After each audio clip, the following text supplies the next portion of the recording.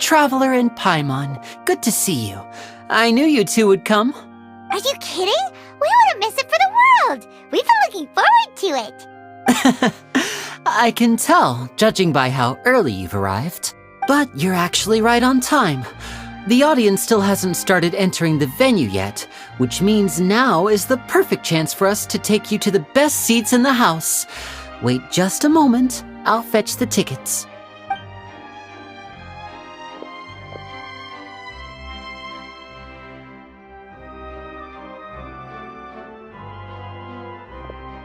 The Opera House has assigned seating, so you always have to make reservations. I've already reserved your seats, and here are your tickets. Ooh, front row seats! Thanks, Linny! Don't mention it. There's no need to keep thanking me. Hey, Linny! Could you come over here and take a look at this? Oh, I'll be right there. Seems there's an issue with the stage props over there. That's Cal, my assistant, calling me. I'll go lend him a hand. Yeah, we'll just go to our seats. You go ahead, Linny.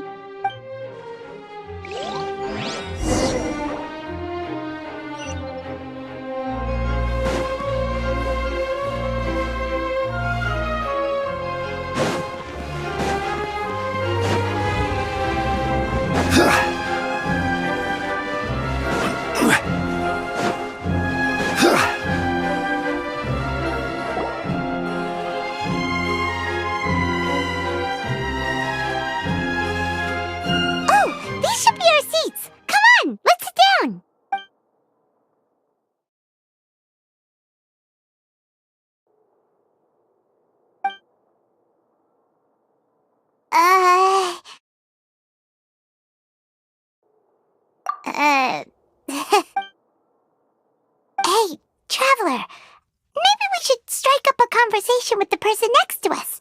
Since we're sitting together and the rest of the place is practically empty still, it's kinda awkward if we don't say anything. Ah, you little... Of course you put this on Paimon! Excuse me, I did not realize you felt awkward. I am terribly sorry. I would be perfectly happy to chat with you if that is what you would like. Oh, so you heard all of that, did ya? Boy, you sure have good ears. Paimon thought she was keeping her voice down. Wait, that's not it. Paimon's sorry. Paimon's the one who was being rude, talking under her breath like that. So let's talk, but, what should we talk about? Oh, Paimon's got it. You're also here early and sitting in the front. Are you a friend of Linny's too? A friend, you say? Well, if Mr. Linny would like to be my friend, I would be more than happy to reciprocate. Oh, so you're not friends with Linny then? Oh, this is getting more awkward by the second. Paimon nearly forgot to make her introduction. Nice to meet you. Paimon is Paimon, and this is the Traveler. We just arrived in Fontaine. It is an honor to meet you two. I have heard of your deeds across Tevat, and as required by proper etiquette, I will also introduce myself. I am... Oh, Monsieur Nervillet, what an honor it is to have you here to see my show. Ah, Mr. Linney. I should say it is in fact an honor for me to see your performance in person. Wait, Nervillet? Could he be... I saw you all chatting just now, but it seems you still don't know who Monsieur Nervillet is. Allow me to introduce you to Fontaine's Chief Justice. That seat is always reserved for him. It wouldn't be too much to say that he's the symbol of justice and honesty here in Fontaine. Whoa! Sorry for being so rude just now. Paimon had no idea you were such an important person. No offense taken. Being Chief Justice is merely what I do for work. Nearly every person has their usual reserved seat, so I'm not so special, really. And by the way, I should probably let you know, even though I would prefer not to, there's someone sitting up there in the VIP seats that has been striking a pose for quite a while now. I believe she is trying to give you a most elegant and impressive first impression. So I think you should take notice of her sooner rather than later, otherwise she may become flustered.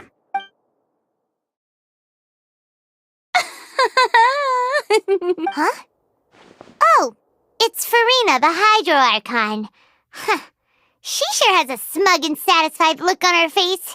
Guess she has no idea that you saw right through her act. Very good. That is for the best. No need to pay her any more attention. We may now enjoy the show. Huh? So is this what things are like between the Chief Justice and the Hydro Archon? All right, please wait just a moment longer. I've pretty much finished my preparations, and the performance will start as soon as the audience has made their way to their seats. Yay! The show's finally about to start! Paimon can hardly wait! Paimon's never seen a real live magic show before!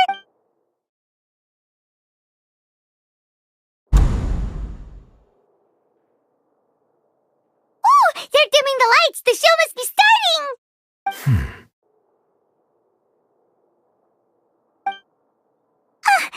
Sorry. Paimon will try to stay quiet. Welcome, one and all, to the Opera Epiclese. I am the star of today's show, Linny. And over here is my sister, Lynette, who will be working as my wonderful assistant. Please, let's give her a warm welcome. Hello, everyone. I know she may seem to be a little sleepy right now, but that's just a sign that she's nervous. Whatever. Now, some of you may be thinking, two vision holders who can freely manipulate elemental powers performing magic is not true magic at all. So, I would like to take a moment to assure you that elemental powers will have nothing to do with what you will witness on the stage today.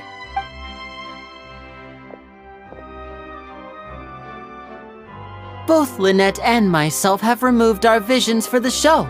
That way, even the gods won't be able to help us. Oh, good point. That's what makes the show real magic. Now, without further ado, let the show begin. Lynette will now exit the stage to make some preparations. I know you might miss her, but don't worry. She'll be coming right back on stage momentarily. Perhaps in an unexpected way. I'm sure she'll be stealing the spotlight soon enough. Oh, and before I forget, there's one more thing I should say. You never know what can happen in the blink of an eye. A magician's greatest skill is making things disappear or appear. The possibilities are endless.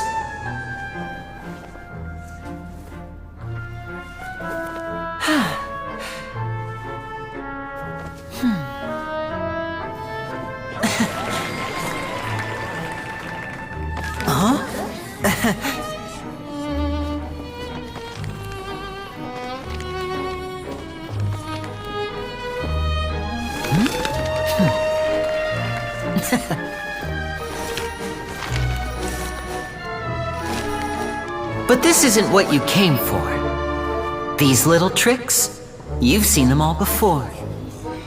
So it's time for something truly extraordinary, don't you think? This one's a little tricky.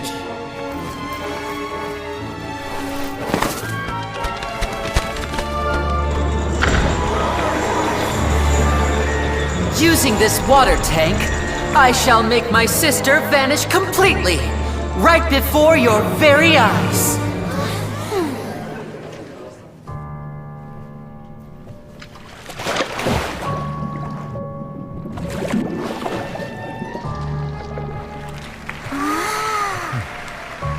It's actually quite simple. She'll just turn into air bubbles and float right out of the top.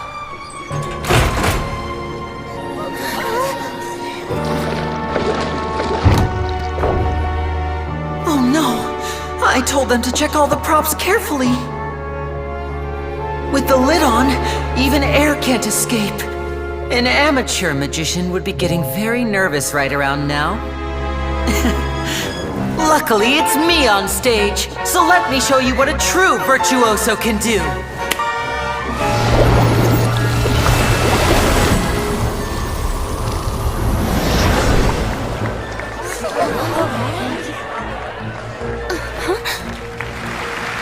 Lynette, are you still there?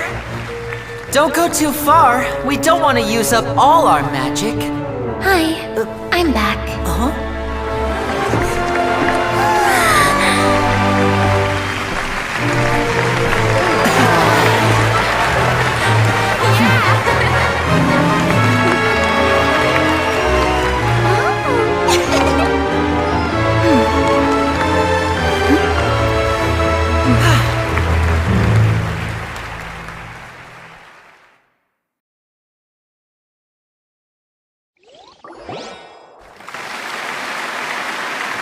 Whoa! What in the world just happened? How did he do that? Paimon didn't see him do anything! Wasn't Lynette inside the water tank? How did she disappear and then reappear out of nowhere? If we could see easily through his tricks, then that would mean that his skills are still lacking. To appreciate magic, you should focus on the show happening on stage, rather than getting caught up in trying to see that which has been intentionally hidden. Guess you're right. Paimon couldn't believe her eyes when Lynette reappeared.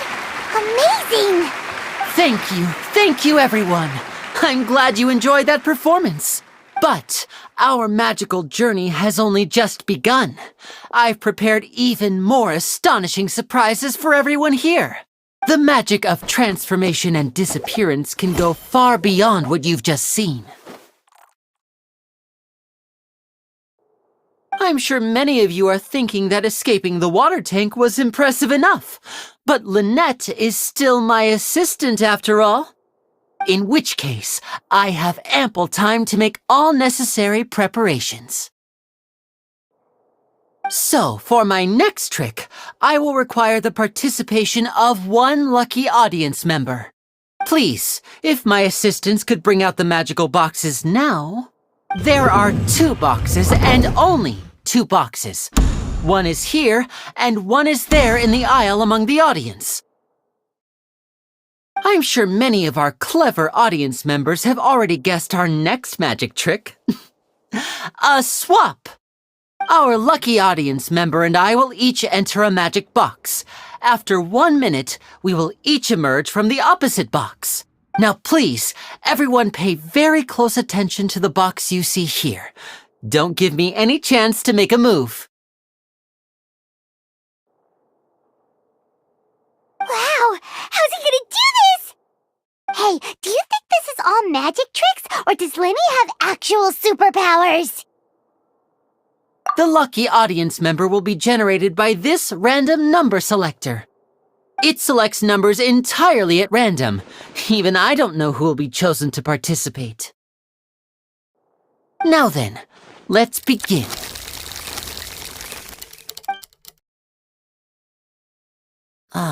Let me see. Oh, row 7, seat 3. Congratulations! You now have the chance to experience magic firsthand for an entire minute. Please, come forward. My assistant will take you beside the magic box. I'm sorry, it might be a little cramped inside, but no need to feel nervous. We've carefully arranged everything for you to be as comfortable as possible. You don't need to do anything, but no matter what strange things may happen, don't come out of the box. If the magic is interrupted, who knows where you might end up? You might even find yourself in the Fortress of Meropide. Oh, okay. All right. Before I enter the magic box, there is one more thing I need to ask the audience to do. Could you all give me a countdown? Like this. 60, 59, 58. Just keep counting down. You can go a little faster or slower if you like.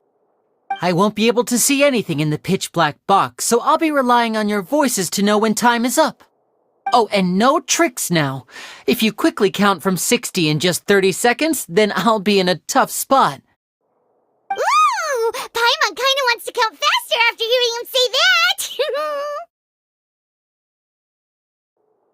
No, that won't do. I can see it in your eyes. You still can't be trusted. Let's practice together.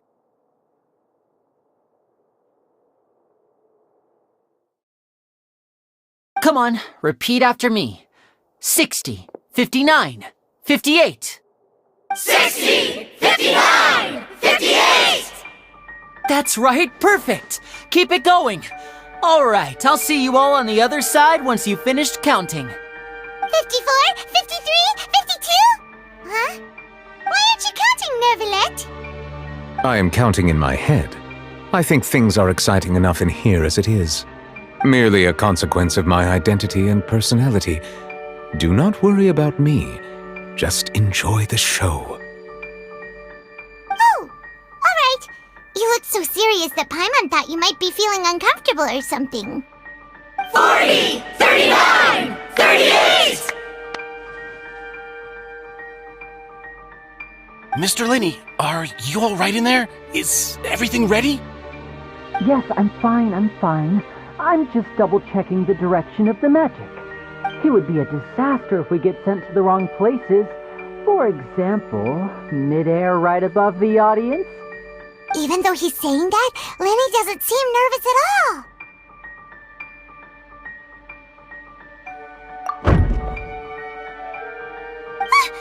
What was that noise? Did you hear it too? Not sure. Anyway, it doesn't seem like anyone's worried about it. 25, 24, 23! What's wrong, Mr. Linney? I can still hear you moving in there. I seem to have accidentally knocked over a decoration. I'm trying to fix it, but it's pitch black in here. I can't tell left from right. Never mind the decorations. There's no time for that. The show is what's important. No, that's unacceptable. I want my show to be perfect. Don't worry, we still have 20 seconds. Hear them counting? 19, 18, 17! It seems things aren't quite going as planned. I apologize, everyone. It feels like you're all starting to count faster, but that's all right. I know it can be tiring to do such a long countdown. 10 seconds and change is still plenty of time. 10, Almost there now. Whew. Swapping two people is harder work than you might think. Even a master magician like me can't guarantee I'll get it right the first time. Hey, wait! Is this the back one? I can't tell. They both look the same inside. Huh? Nope, that's not it. I'll try again. 7, Hey, slow down! Honestly! 5, 4, 3, Whoops! That doesn't count! 0!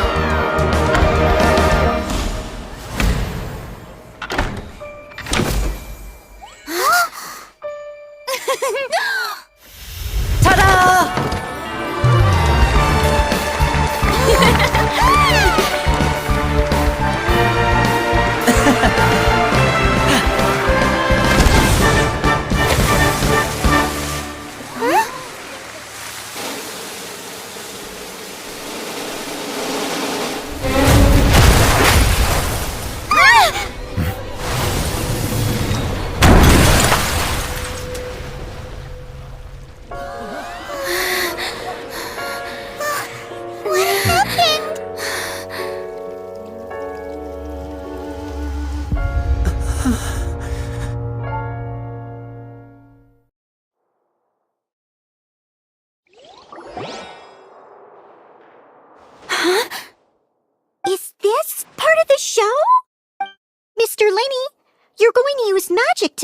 stage now, right? What happened? Oh no. Maybe this isn't part of the show. The girl was still in that box, right? This performance is over. Medical staff with me. Guards, secure the scene and detain all the performers. Seal the exits. No one is allowed in or out at this time. Yes, that's right. If this was just an accident, then we must investigate the cause. But if this was all part of some scheme, then those accountable will not escape the judgment of the God of Justice! No need to be alarmed, you two. We'll get to the bottom of this soon enough.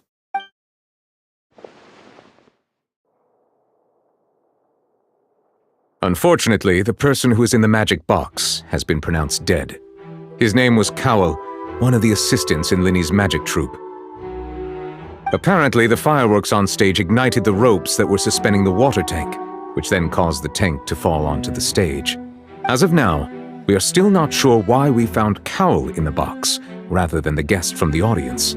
And after an initial search of the area, the guards have confirmed that the girl is nowhere to be found.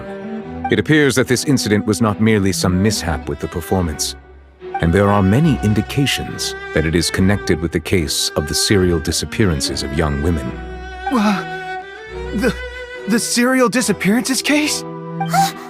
That's the case that Charlotte mentioned before!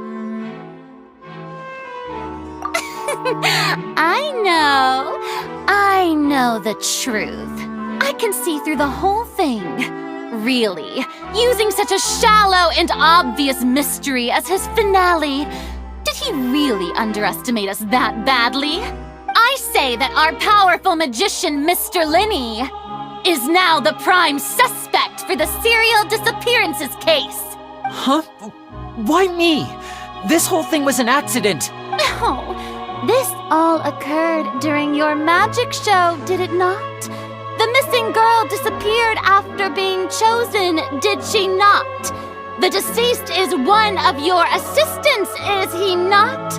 Now that I think about it, that whole speech about magicians making things disappear was nothing more than a provocation, a bald-faced challenge.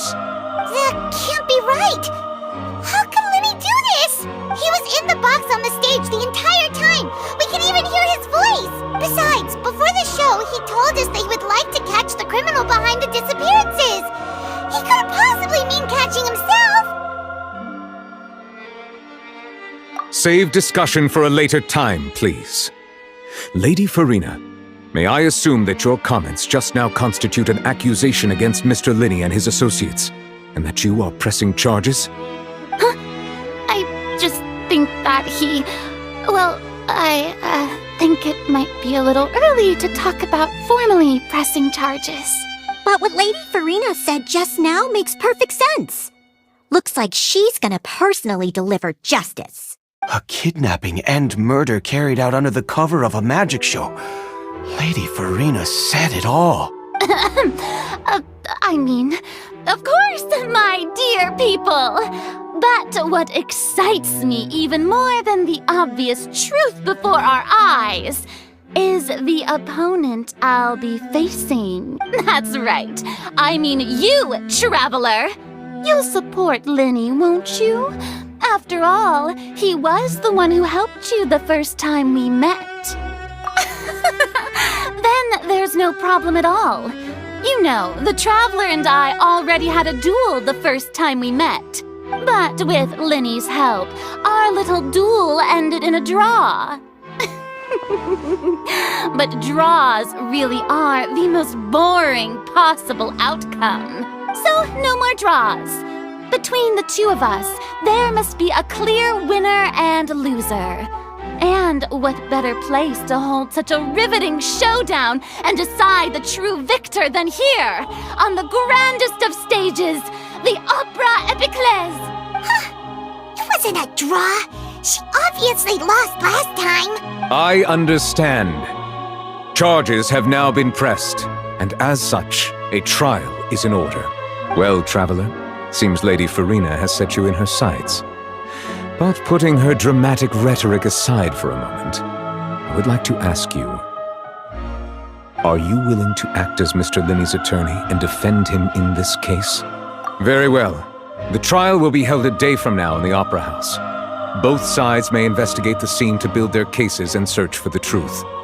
Linney and his troupe are all potential suspects and shall remain within the Opera House. The audience may begin to leave in an orderly fashion once they have been cleared by the guards. A day isn't that long. Let's see what kind of case this big shot outlander can build in such a short amount of time. I'm really quite looking forward to hearing it.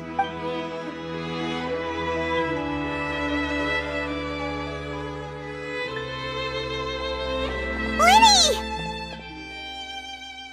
Sorry about everything that happened just now. Were you frightened? Of course! Who wouldn't be scared after witnessing an accident like that? Yeah, I'm a little shaken up myself. How could this happen? And poor Cal. I know you already claimed that you would defend me, but now it's just us talking. Tell me, do you think I could possibly be the murderer? Good to hear. Thank you so much for trusting me. I'm sure everyone sees me as the biggest suspect at this point. But if you ask me, the whole thing is mysteries layered upon mysteries, such that all that's left is confusion. I don't know whether what happened there on the stage was purely an accident or not, and I don't know why poor Cal was in the box. As for how that girl chosen from the audience could suddenly disappear, I'm afraid I don't have any answers either. If someone tampered with my performance, then we need to figure out what they did. Even a skilled and knowledgeable magician like myself couldn't pull all that off in just 1 minute. Which is precisely why we need to investigate!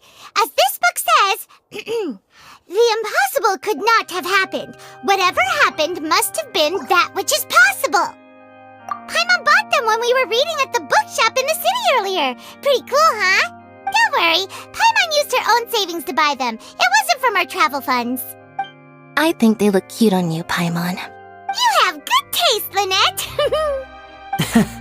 That's the right attitude. Feeling depressed isn't going to help me now. I need to get back to my normal self. But with the guards watching our every move, it's going to be especially difficult for Lynette and I to prove our own innocence. Good thing you agreed to be our attorneys. Thanks for that. We'll be counting on you. Yes, thank you so much. Yeah, just leave it to us. Oh, since we're going to start investigating, Paimon has a question first. Where did Lynette go during the performance? Oh, well, I'm afraid that would involve some of our essential trade secrets as magicians. The secrets behind our magic are past saving, Linny. I suppose you're right. The truth behind our tricks is going to be important evidence that will be weighted during the trial. 'Tis truly a pity. As a magician, our magic show is a work of art. We've poured countless hours and spared no effort in perfecting it. But if revealing our secrets will help you uncover the truth behind what happened, then it will be well worth it. We should go somewhere else if we're going to discuss our magic tricks. We'll go speak with the guards, and in the meantime, you can go investigate the stage and the seating areas. Alright, let's go have a look while the investigation teams are still here. Detective Paimon is on the case!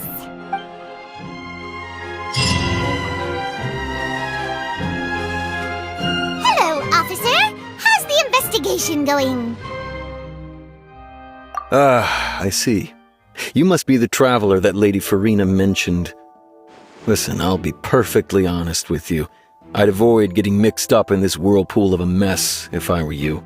Huh? What do you mean? Come with me and you'll see. The deceased is one of Linny's assistants named Cal. Even though he hadn't joined the troupe long, he was hardworking and everyone generally liked him. The assistants are usually in charge of setting up and inspecting the props, as well as assisting with the show and keeping the crowd engaged. As you probably saw when you were in the audience, the water tank suddenly fell and smashed the box with Cowl inside it. This is the real mystery. We've already searched the scene and were unable to find any traces of the girl. However, if you look carefully, the box was positioned directly under the water tank. The ropes holding the tank were then burned by the pyrotechnics on stage, causing them to snap. All these factors lining up so perfectly makes it hard to see this as a mere accident. If anything, the more logical explanation is that the whole incident was intentionally planned, and Linny is the most likely person to have access to all these areas. But he doesn't have a motive! Are you both good friends of his? Well, you can't say we're good friends, but we've known each other for a little while. So in just a short time, he was not only able to win your trust, but even convince you to act as his attorneys. I know there's no such thing as magic. The real trick of a magician is holding the audience in the palm of their hand. I've seen a lot of cases, and I can tell you that people are the least reliable kind of evidence. Sorry, I tend to be pretty straightforward. Just know that I'm warning you for your own good. Anyway, you may investigate the scene of the crime yourselves if you're curious. Who knows, maybe you'll be able to come up with some new evidence.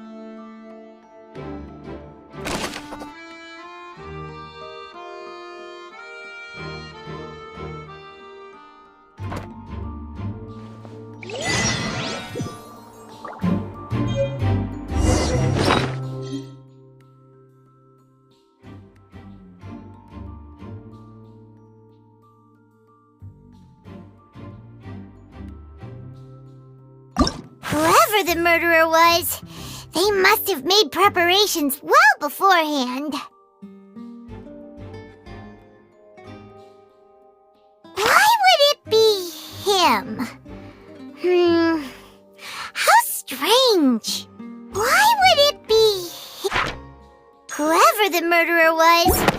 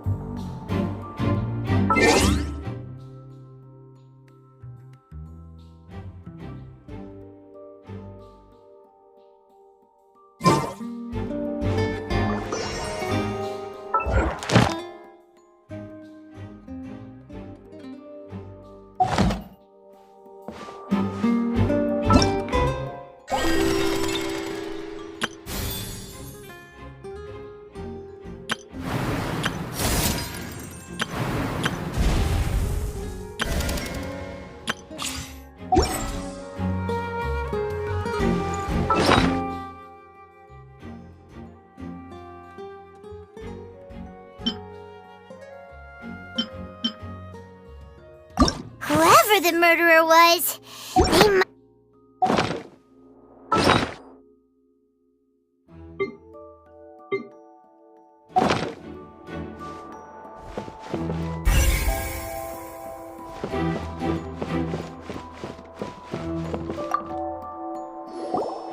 So this is the rope that broke and caused the water tank to fall. The rope looks pretty durable. How can it be burned through so quickly by fireworks? Why are you suddenly so serious, Traveler?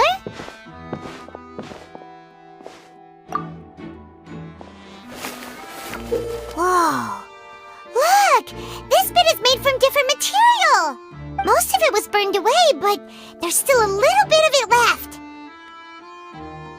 Huh. So if a rope meant to hold something was made with that kind of material in it, then that means... Wait! Paimon should write all this down! Let's take notes!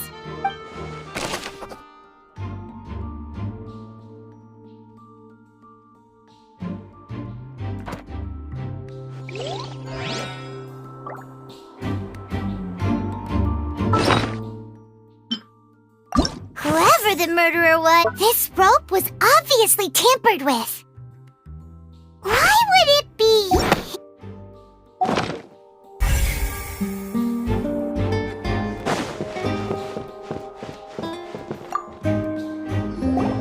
Hello there. What are you investigating? Oh, this location has also been cordoned off because the Magic Troop members are currently considered prime suspects. The investigation team is still collecting evidence. The seats were all booked in advance, so we were able to deduce the missing woman's identity by checking the guest list.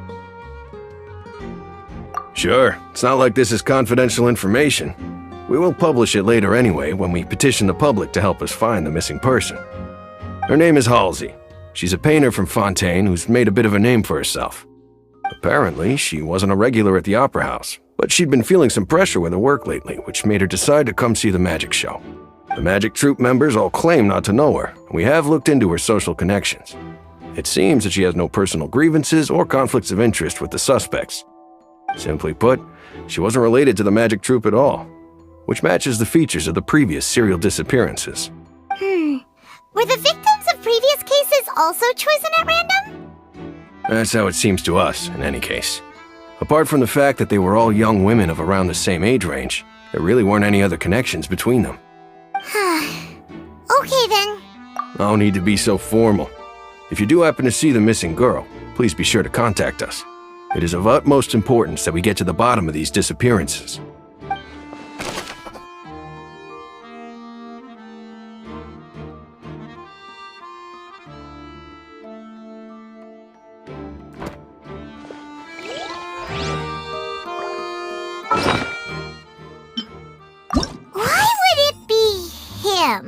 Gosh, no wonder the serial disappearances never got solved.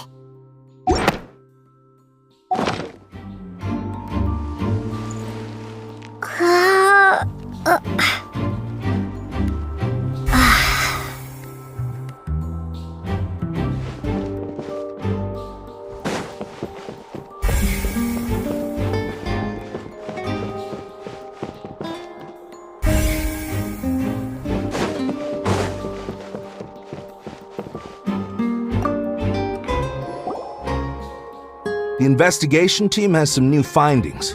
Turns out there's an issue with the random number selector after all. See, I told you. What if the machine picked some big guy's seat? You think the murderer would have still made his move then? Sorry to interrupt, but we're helping Linny and Lynette with their side of the investigation.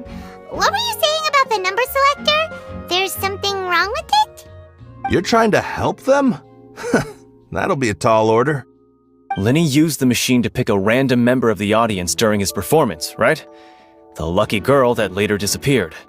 Well, we thought there might be a serious problem with the machine, so we had it taken away for further inspection. It turns out that the seat number it picked wasn't random at all. The machine picks that same number every time. I'm sure you already know that you have to make a reservation in advance to get a seat, regardless of whether it's a trial or some performance. In other words, Linny knew who would be sitting where from the very beginning. That much checks out. Linny reserved our seats for us too. Bet you see why I was saying it'd be tough to make a case for Linny. Even though it's bad for Linny's case, Paimon had better write it down.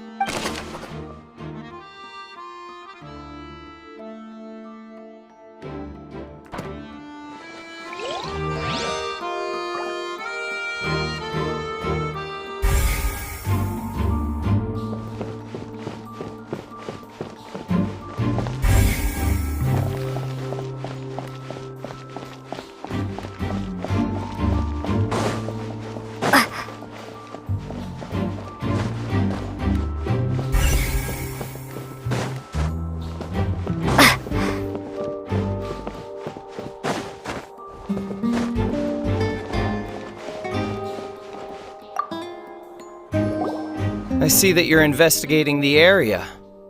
Well, it just so happens that I'm interested too. If you find any new and interesting leads, be sure to share them with me, alright? We don't have too many thoughts yet. Then why don't I tell you my hypothesis first? The way I see it. And I'll start it with that loud thud. The thud? Oh, you mean the sound that happened during the countdown? Yes, exactly. It wasn't terribly loud, but I suspect that most people heard it. It's just that everyone was awaiting the results of Linny's trick with bated breath, so no one paid it much mind. But now that the incident has happened, the thud has become an important clue. That makes sense. So, what do you make of it? I'm of the opinion that it may have been the sound of Linny's accomplice, Lynette perhaps, jumping atop the water tank or something like that. And when the pyrotechnics went off, she cut the rope, sending the water tank crashing down.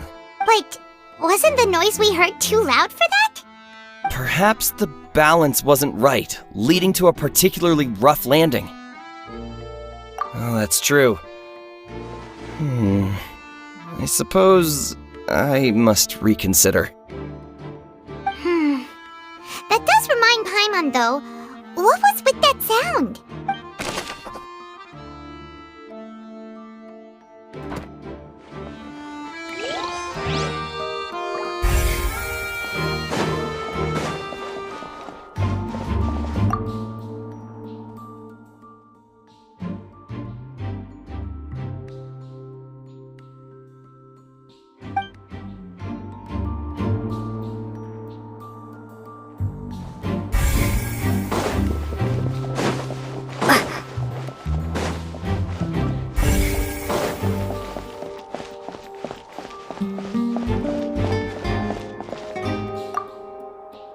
Lenny's still talking to the guards. It seems he'll have a lot of explaining to do. I think someone will be assigned to monitor us later, but that's alright.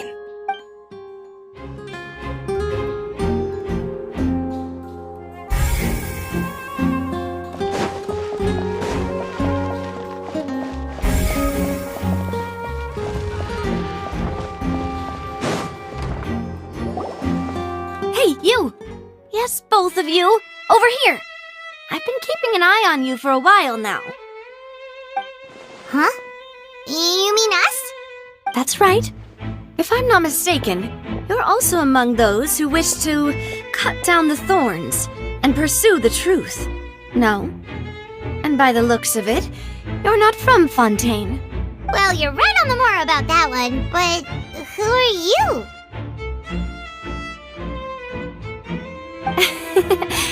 Have you never heard of the Spina di Rosula? From mediating disputes and providing protection to solving conundrums, you name it, Spina di Rosula does it. And I, Navia, have the honor of being its renowned president. Though those who play by our rules call me boss. I'm Silver, her attendant.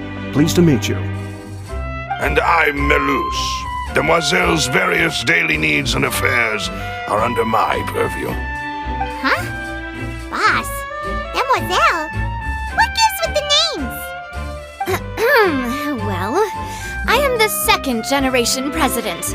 Malus and the others are still used to my previous title.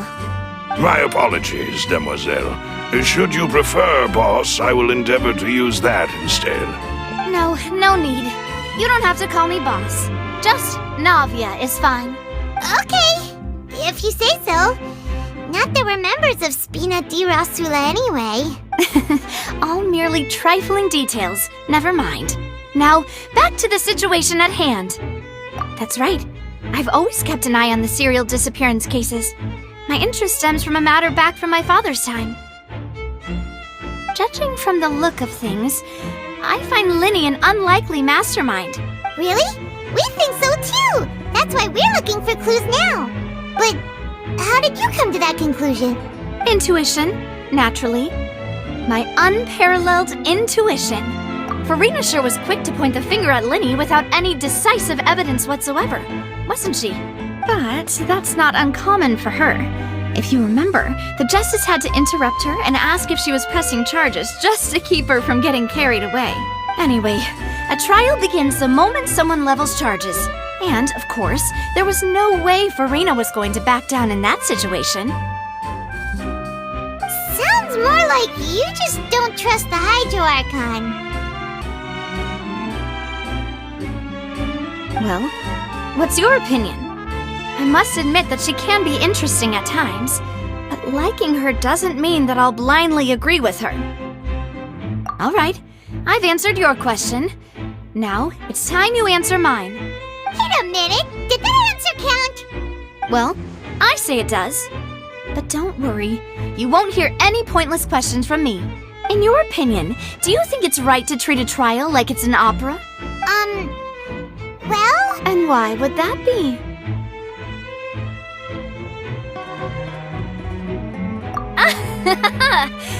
See, Silver and Maloose? I told you they'd be different. Most astute of you, demoiselle. I too think that the traveler's response was most excellent. No matter how wonderful the script or how fervent the audience's expectations may be, the trials that go on stage here must be based in fact. And if that can be done, boss, then... All right, that's quite enough, Maloose. Anyway, I like your answer. You passed with flying colors. Now, I need to make some preparations, following which our joint investigation shall commence. You two shall be my assistants. Wait! Since when did we become assistants? Well, I can be the assistant, sure. Or your companion, if you like. I'm really not that fussy. That's more like it. Far be it from me to brag, but I believe that Demoiselle's intuition will be instrumental in uncovering the truth. You wish to save a friend from false accusations, and we wish to unravel the disappearances. In this sense, our goals are aligned. You have a point. You're quite the talker, aren't you, mister? And what about you over there? What do you think? You seem like you've got something on your mind. I have nothing to add. Oh, alrighty then.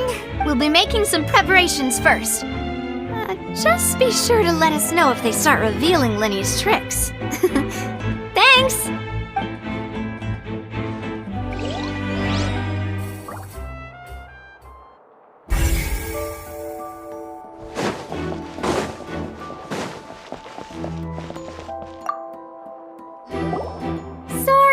But no one can freely enter or exit the Opera House at the moment. If you wish to leave, you must register your identity with us first. No, we're not leaving. We're representing Linny and Lynette as attorneys, so we're investigating the case. Were you always guarding this entrance? Yes. After the Chief Justice gave the order, everyone coming in or out must undergo a strict inspection. So, the missing girl couldn't have left from here. At least, not from that point on. I doubt there was much opportunity then, either. How can you be so sure, Well, because I was in charge of security near the entrance at that time. I couldn't see Linny's performance from here, which was quite a shame.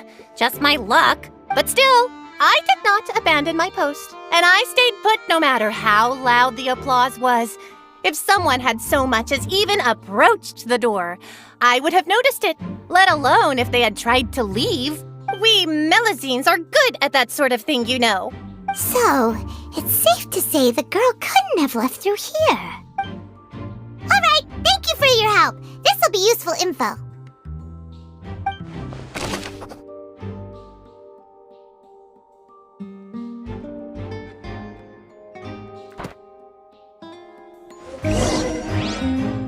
We've checked everything of note here at the performance venue. Paimon wonders how Linny's discussion with the guards is going. Let's go see, shall we? Ooh, things are getting interesting, huh? We're about to see how magic is made. Osmantha.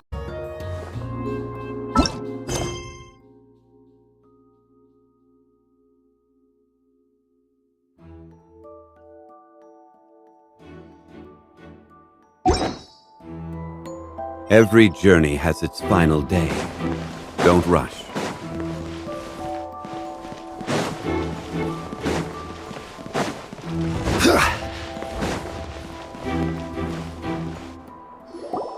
Understood. Then I will be going with you. Just so you're aware, I will be monitoring your actions and making notes as necessary. Very good. Thanks for being so agreeable. I'd pull a rose out of my hat as a gift for you if I could. You may spare the pleasantries. I'm just doing my job. You've arrived. Who's this? Me? I'm Spina di Rosula's guardian angel. If you've got a problem, I've got the firepower. Sorry, I got a little carried away there. Call me Navia. I'm a partner of theirs, and will be helping investigate this whole situation. And these are my companions. Would you mind if they join as well? Fine by me. Oh, new helpers? I would be most grateful. Well, let's just say we're tagging along. It's not every day you get to see the secrets behind magic performed on such a large scale. I appreciate your kind interest. Come with me. We'll be heading below stage. Huh? Below stage? Yes, a world of secrets is hidden beneath this magic box, prepared specifically for this switcheroo trick. But before I reveal everything, you should have a look first. Notice anything strange here?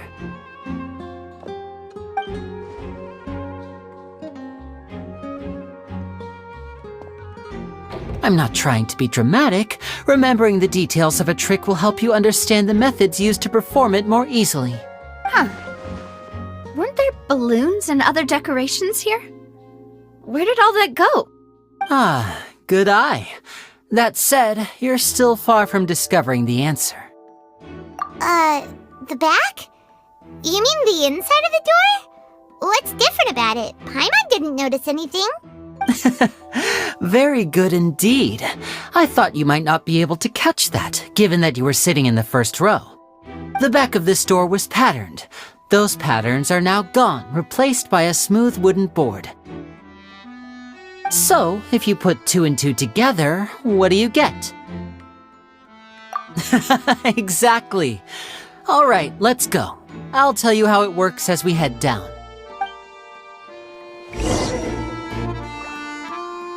Oh, so there was a passageway under the magic box! I knew you'd figure out most of it as soon as you saw this place. The 2 magic boxes are positioned right above the 2 entrances of the tunnel. See this flatbed trolley? The box with the lucky audience member in it would be shuttled over to the other side using the trolley. This trolley can raise and lower and even rotate, ensuring that the box will face in the right direction. I see.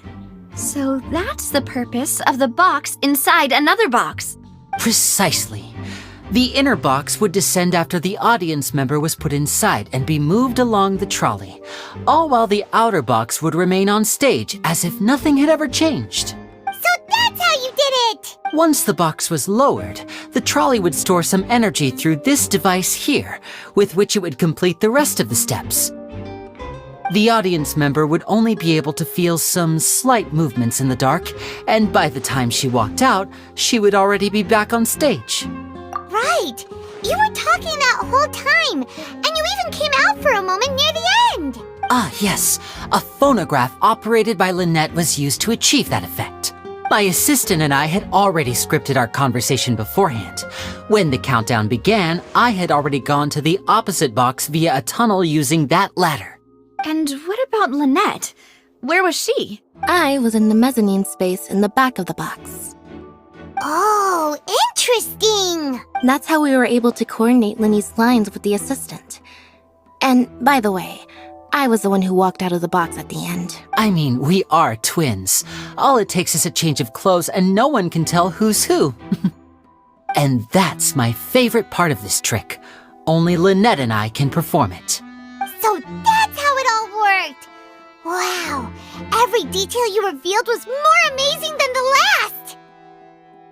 Lynette would briefly walk out of the box and then go back in, jumping into the tunnel and escaping before the box on the trolley could finish ascending.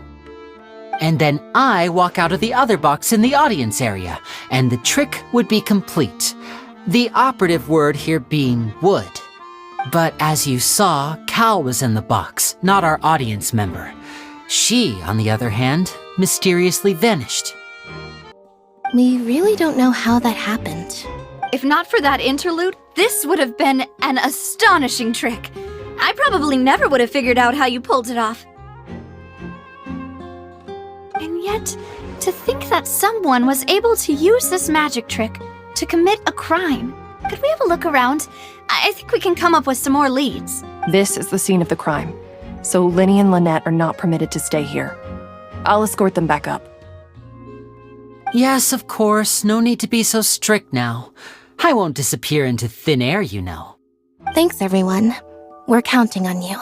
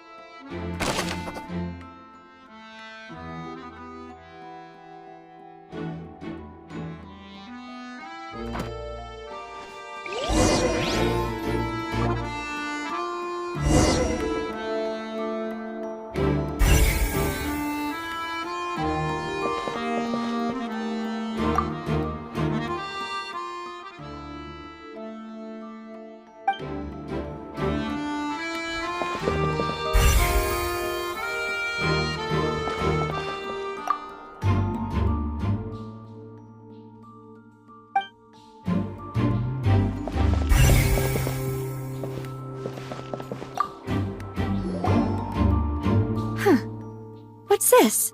Looks like a hook tied to the end of a rope. Huh? There's all kinds of odds and ends here. Perhaps it was a prop for a different trick. But why would it have been left here? Whatever it is, let's make a note of it first.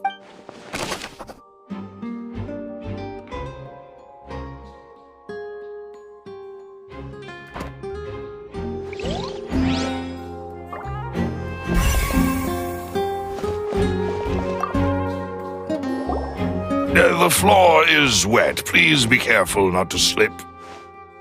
Speaking of which, why would there be water here? Oh, Paimon knows! It's one of those tricks where you pour water into a jug and then flip the jug over only for the water to disappear? And here's a broken vase. Huh. Did the trolley knock it down while moving? That can't be. The trolley moves along tracks from start to finish. It couldn't have hit the vase at this distance. Let's note this down too and think about it later.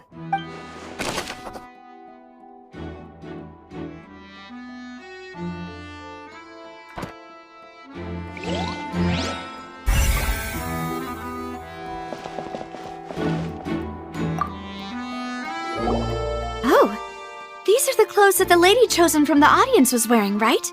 Her clothes are here, but she's nowhere to be found. Right. And do you really need to do that if you're kidnapping them? Ugh, this is so confusing. Paimon doesn't want to be a detective anymore.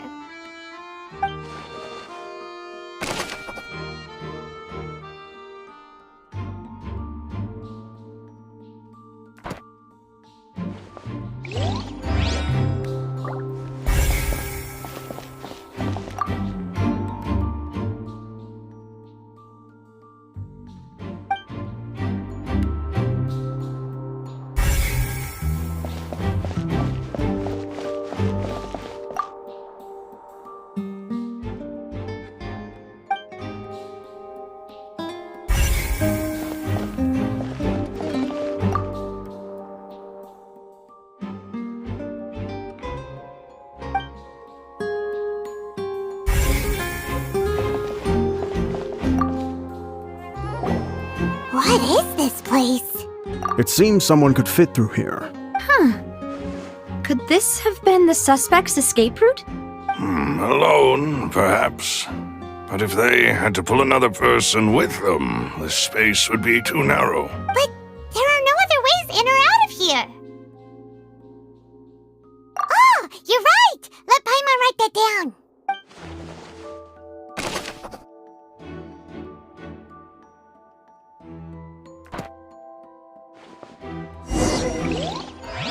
Seems we're just about done investigating down here. Yes, let's head back up.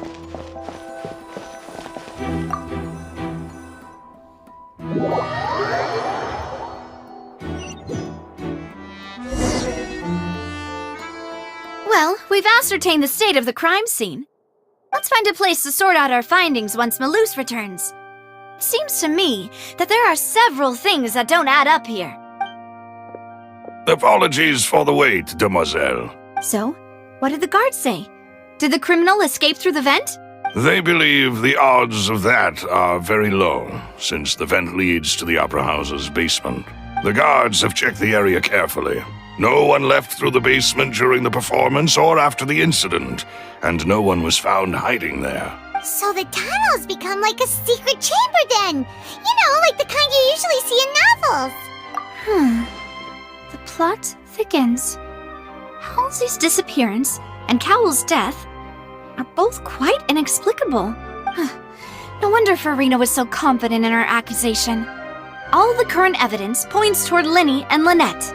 In other words, the charges are very likely to be upheld unless we make some considerable progress. Charges and then trial. So if the charges are upheld, they'll announce a sentence? That's right. This is how a trial goes in the Opera House. During the proceedings, the Chief Justice and the Oratrice will hear statements from both sides. That's right. This is how indemnitium is produced. The statements from both sides, the defenses from attorneys, witness testimonies, and even the audience's emotions will all be projected on the Oratrice. To put it simply, it's as if the Oratrice has its own will, and is a judge in its own right. This also precludes any kind of favoritism on the part of the Chief Justice. Not that this has ever happened anyway. Once both sides have finished speaking, the Chief Justice will make his final decision. This, too, will be used by the Oratrice as a reference. Then, finally, the Oratrice will be consulted by officials. The result it returns is the will of justice itself. Huh? So that machine is the one that actually decides? Paimon thought Neuvillette called the shots. In practice, there is very little difference. Both have always come to the same judgment, which is why people have great faith in the Chief Justice. Ah, yes, the guards also asked me to convey that none of us will be allowed to leave this place before the trial. Huh? Why? Because we've chosen to act as the twins' proxies. That makes us persons related to the case. They're concerned that we might be colluding with outside parties, or that we might find outside help to disrupt the case. And even if that were not so, it could prove problematic if we happen to spread key information about the case ahead of time. I'm ready to break out at any time. Whoa! There's no need for that! Paimon thinks they have a point. That said, are they providing food? Of course. I just hope you don't mind the lack of options. I'm afraid that catering to all tastes is not in the cards, nor is any guarantee of balanced nutrition. In that case, let's just sort out our findings together here. Pity. I was hoping to take you to try some of Fontaine's famous desserts, too. I mean, what better way to properly think through our findings than over some tea and sweets? Huh. Breaking out suddenly doesn't seem like such a bad idea after all. Just kidding! Paimon will still do her best, even if there are no snacks. What do you mean, no snacks? Of course we'll have snacks. If we cannot buy some, then we'll simply make some. Huh? Here? But how? Understood, demoiselle. Everyone, please come with me.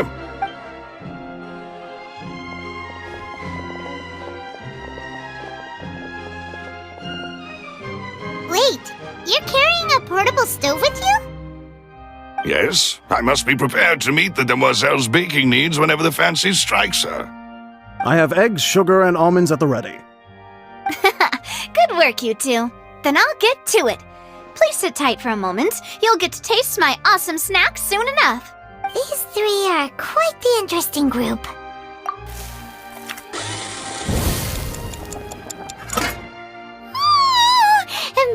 that it smelled good while it was still in the oven! Oh, it's even better now. Paimon can't stop drooling. From the way you had these two guys carrying all that stuff around, Paimon thought you'd have them do more during the baking process. But you ended up doing the entire thing by yourself! Beating the egg whites, grinding almonds, everything! I was applauding. And I was giving encouraging smiles. Paimon was just thinking, aren't you worried about getting your fancy dress dirty beating egg whites and baking like this? Well, I don't think it's carved in stone anywhere that fancy ladies can only read books, sip tea, ride horses, and play the piano. I just really enjoy making snacks. Don't underestimate beating egg whites, by the way. It's a real arm workout. You also need to beat them to just the right consistency, or your macarons will crack. Anyway, give these a try, fresh out of the oven. There's 3 for each of us. Only 3? Well, eating too many sweet treats might send all that sugar to your head. You wouldn't be able to think clearly about the case on a sugar rush, would you? Tea is ready to be served as well. This is Demoiselle's favorite, strong black tea with a floral fragrance that clears the mind and lifts the spirit. No need for concern, I'm merely doing as I should.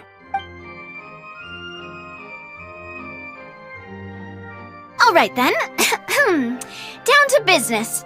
As Paimon mentioned previously, the tunnel seems to be something of a secret chamber. However, we can assume that Linny and Lynette were not alone within it. Some criminal also occupied its sealed confines. The magician twins could have committed the crimes, of course, but they lack any logical motive. Exactly! Why would they do such a thing right when everyone was watching?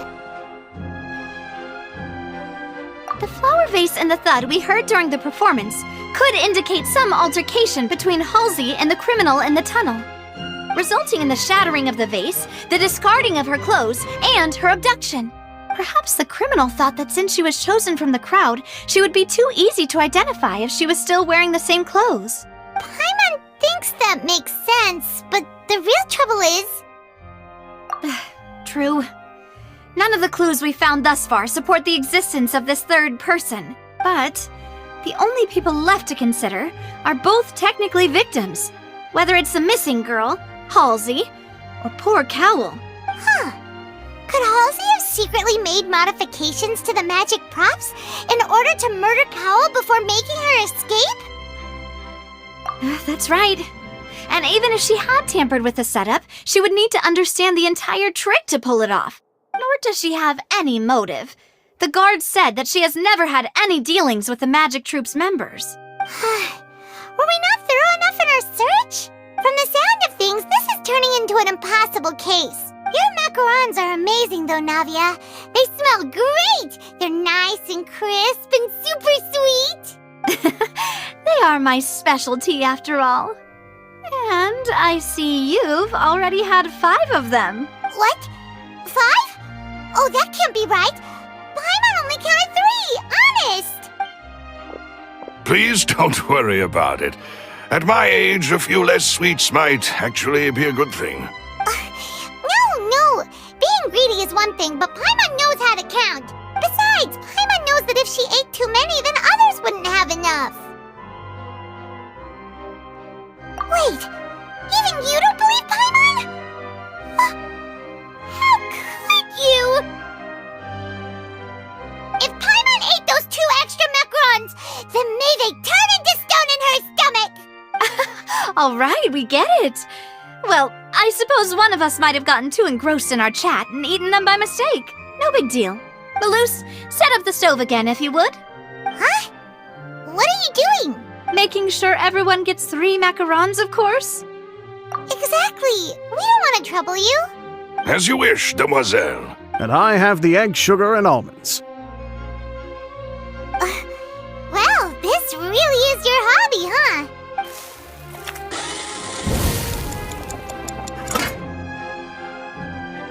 Well, that's it for snack time.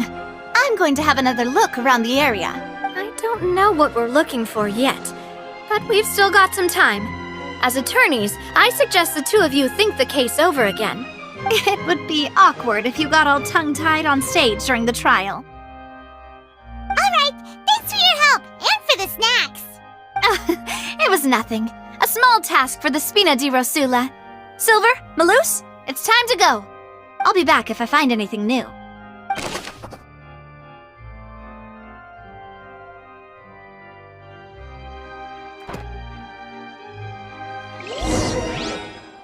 Alright, it's time to put our heads together. We've got to get our defense ready for the trial. Oh, it's probably gonna be a long and difficult case. There's no point in worrying about that now. We just need to prepare. Here, take Paimon's notes. They should help you review the situation.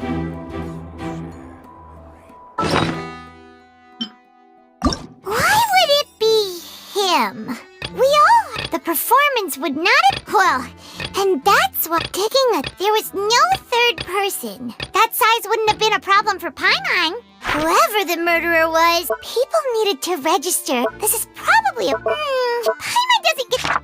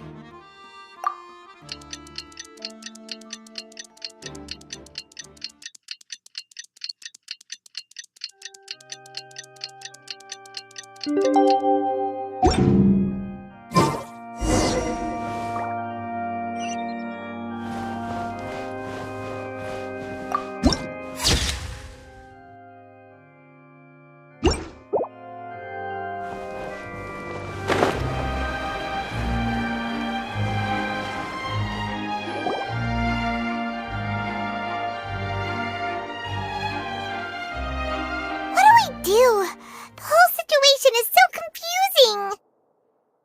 Good plan. Impossible things don't just happen. We'll get to the truth one way or another. Just relax.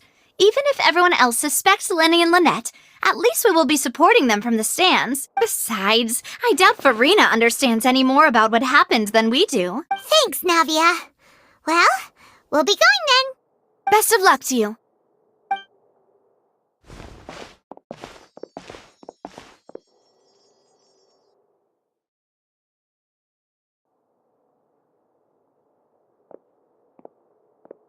Ah, finally, you're back. Well, how did your investigation go? To be honest, you might be disappointed. No. We're already very grateful that you were willing to help. Well, now, don't you all look disappointed? Don't tell me that your investigation came up empty-handed. That was to be expected, of course. The guilty can never produce proof of their innocence. But don't let that stop you. I shall be terribly disappointed should you, my most anticipated foe, concede so easily. Since both parties are present, I declare that the trial regarding the magic show incident is now in session. Firstly, in order for the audience to understand the causes and results of the incident, could we please have Mr. Linney explain the trick? Yes, of course. I will explain while Lynette demonstrates on stage. All the necessary items have been prepared.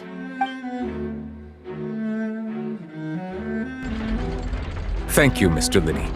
In that case, I take your statement to be that you ran to and remained hidden within the magic box in the audience stands once the trick began, and thus could not have committed the crime. Is this correct? Yes, that's correct, Your Honor. In that case, I call upon the prosecution. Lady Farina, do you wish to refute his statement in any way? Why, of course I do.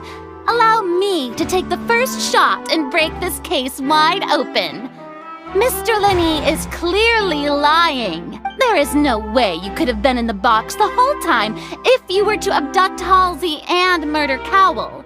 In fact, I'd say you were hardly in that tunnel at all. That is simply your hypothesis based on the presumption that I'm guilty. Oh, is that so? And if I may ask, what did you hear while you were inside your box? The roaring countdown of the crowd, of course. That's how I kept track of the time and built anticipation for the finale. And you didn't hear anything else at all? Nothing that might leave an impression of any kind? No, nothing. I see. But when the count reached 30 seconds or so, there was a thud. One so loud that I believe practically everyone heard it. Huh? Hey, hang on! Something's not right here. Yeah, I'm sure he could have heard a noise that loud from inside the box. I was right by the box and I definitely heard the thud. Look at those scales. Could those mean... Well then, ladies and gentlemen, allow me to use the words of the magician himself. You never know what can happen in the blink of an eye. Indeed, it seems his alibi can also collapse in the blink of an eye. Of course, I have armed myself to do far more than smash your alibi. Confidence cannot go unfounded, and my foundations are rock solid. Tell me, aren't you and Lynette actually from the House of the Hearth? The House of the Hearth? No wonder they did something like this. So the serial disappearances were the Fatsui's doing. Now it all makes sense. I've got a feeling that what happened on stage probably wasn't just an accident. That's irrelevant. Our identities have nothing to do with what happened. Indeed. Then perhaps you could tell us everything that happened during that 1 minute. Your first priority is to prove yourself innocent after all. I'm sure there is little that needs to be kept secret now. Unless your script already has holes in it. The Outlander is speechless. My, oh my, don't they look flabbergasted? Now comes the infighting and discord, I suppose. This was almost too easy. Good thing I made all those preparations. Seems the all-nighter I pulled last night is really paying off. Hey, Linny! Why didn't you tell us this before? Order! Order! Mr. Linney, allow me to re-establish the facts. Lady Farina has raised 2 points. First, when the thud was heard in the Opera House, you were neither in the box nor the tunnel. Second, you and Ms. Lynette are both members of the House of the Hearth. Are these claims true?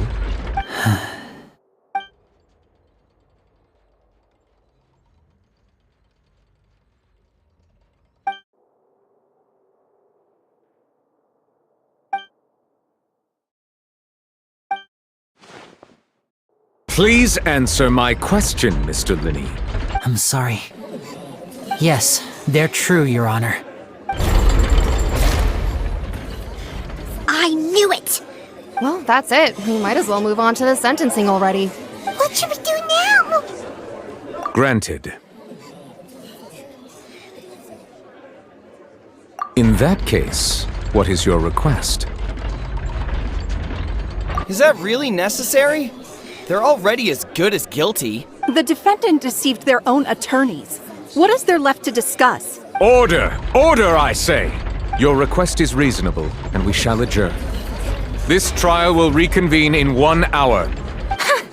So you would stick to Mr. Linney's defense even after knowing what you do now? You certainly have more professionalism than I thought. In that case, my dear audience, let's allow the joy of victory to steep for a little while longer.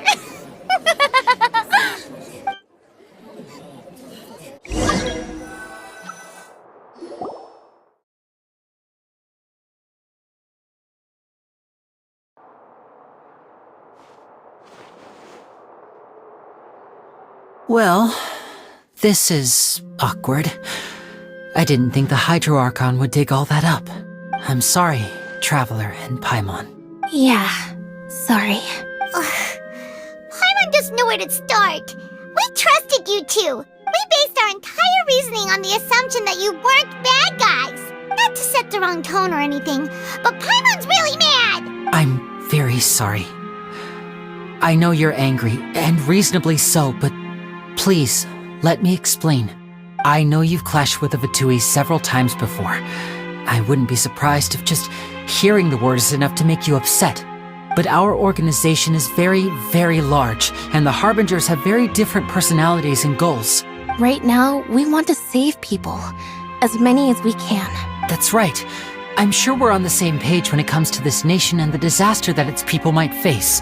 I knew if it weren't for our respective identities, we could become good friends.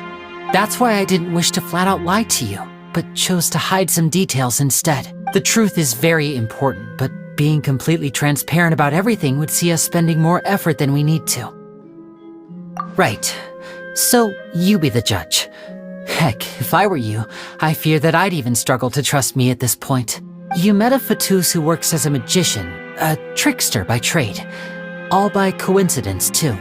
But still, I'm asking you to trust me. I am no criminal.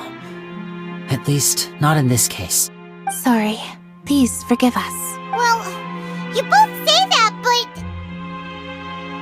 Right, let's hear your answer first, and no lies now! Of course. I'll answer any question you ask. We've been trying to find out how the Oratrice operates. We want to know why it has a consciousness. Why can it deliver sentences accurately? During our investigations, we learned that the machine's core is beneath it. From that moment on, Lynette and I have been designing this box swap trick, with the objective of getting close to the core. Is that why you needed a whole minute? That's right. In truth, the audience would take about 75 seconds to count down from 60, while I would only need 15 to get to the opposite box. So, after jumping into the tunnel, I accessed the Opera House basement via the vent, and went to investigate the room in which the core is stored. That air vent was created during the construction of the tunnel specifically to execute this step. Well, nothing.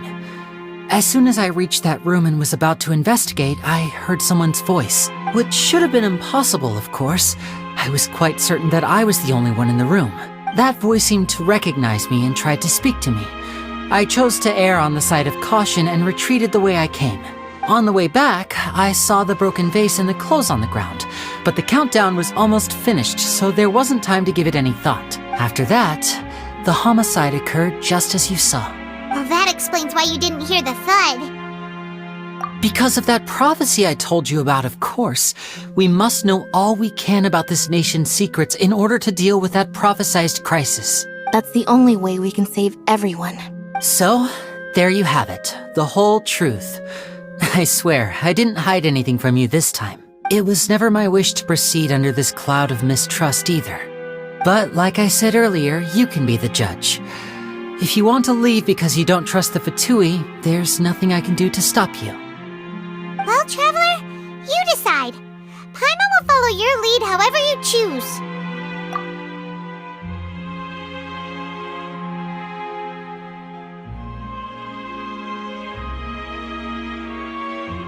Okay, thank you. Thanks for giving us a chance. The current problem is that the scales are tipped pretty badly against you two. If we want to refute the Hydro Archon's accusations, we're gonna need a seriously watertight defense. Huh? Oh, Paimon thinks she gets what you mean.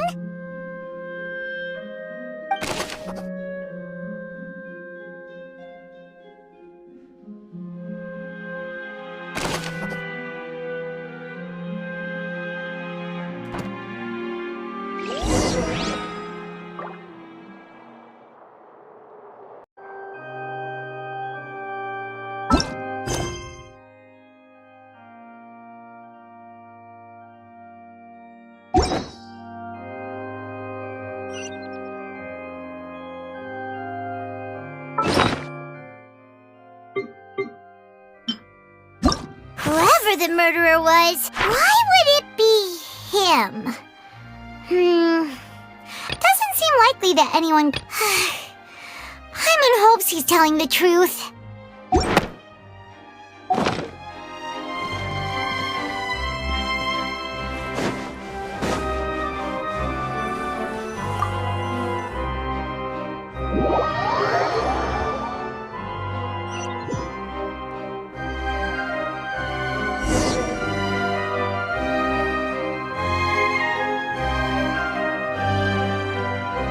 Both parties have returned to their positions. Let us continue the trial. When last we left off, Mr. Linney acknowledged the new evidence presented by Lady Farina as fact.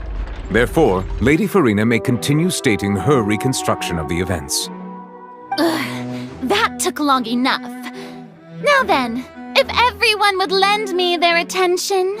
At this stage, let's revisit that scene from Linney's perspective.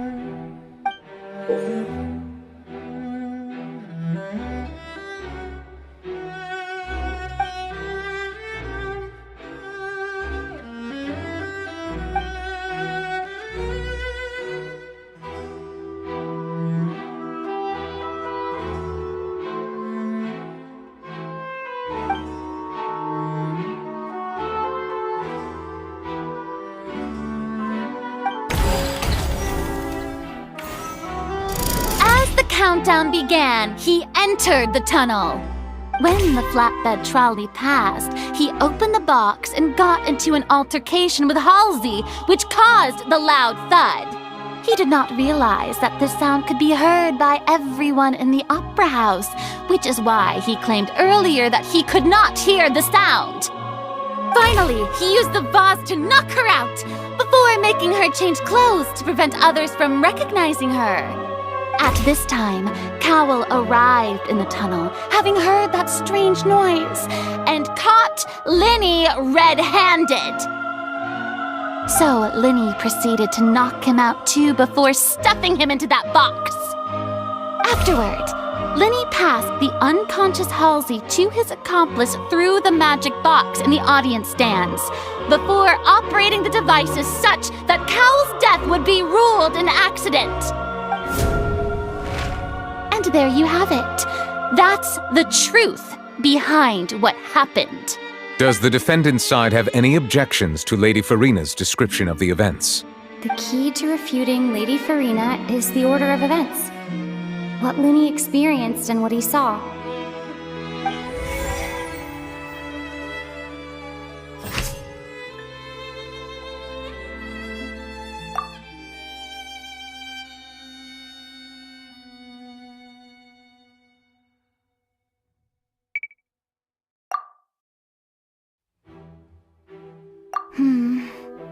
Seems this won't produce a particularly effective rebuttal.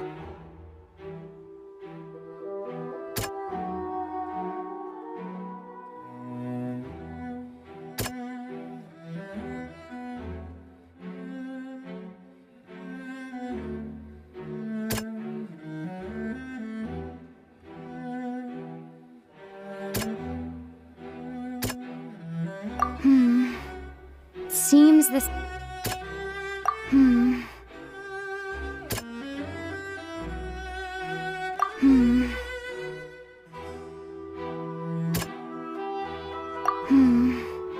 See...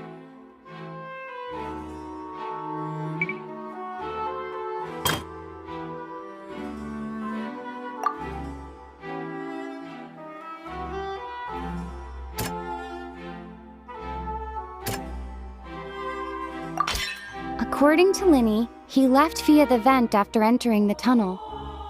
He couldn't have had that altercation with Halsey.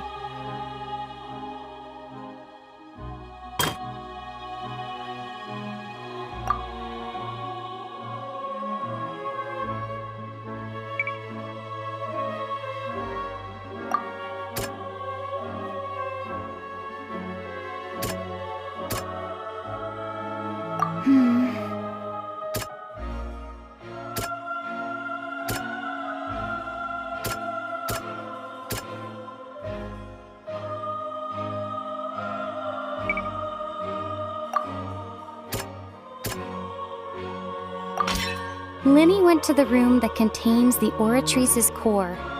This is the actual truth.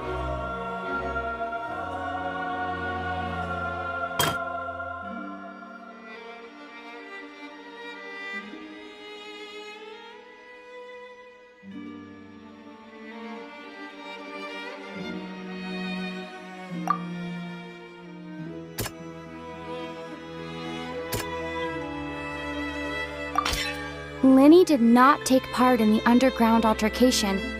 He only witnessed traces of the aftermath. Ahem! Attention! Ace Detective Paimon has something to say! When the countdown started, Linny did indeed go into the tunnel. But he immediately used a vent to access the Opera House basement, which is where the underground core of the Oratrice is stored. Once he reached that area, he heard a voice in what should have been an empty room. Since he felt something was amiss, he returned immediately. The crime scene had already developed by the time he reached the tunnel again, and in order to complete the magic trick, he did not remain there for any length of time.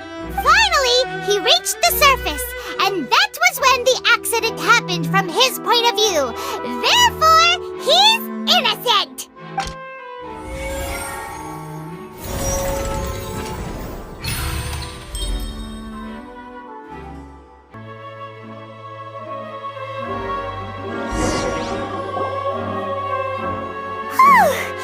Paimon did it! Paimon actually managed to say all that! Wasn't it awesome? In other words, you believe that he knew nothing of the incident? That's right! My reasoning?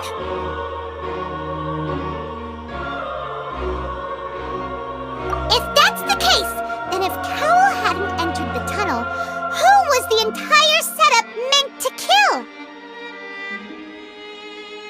Assuming that what you say is true, Linny only needed to kidnap the young girl to cause a new disappearance case. What would the point of killing someone on stage be? Oh, they have a point. That's right, you tell them! And that's why they're partners of mine. They've managed to turn things around. Oh, well, your denial is very strident, I'll give you that. But what proof do you have to back your claims? Of course I do. If he had been in the magic box the whole time, how could he have not heard that sound? Why do you ask? You're saying that he wasn't?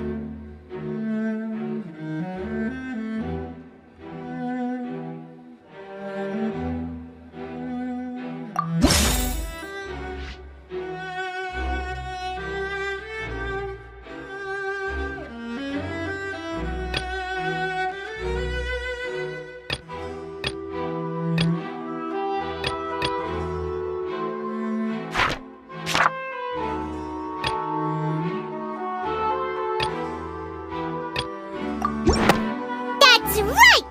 Linny wasn't in the box or in the tunnel. That's why he didn't hear anything strange during the performance. This means that when the crime happened, Linny had already entered the basement via the vent.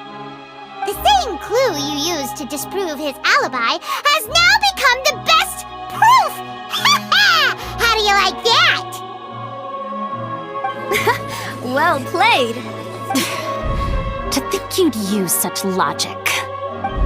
Well then, if it wasn't Linny who committed the crimes, then who was it?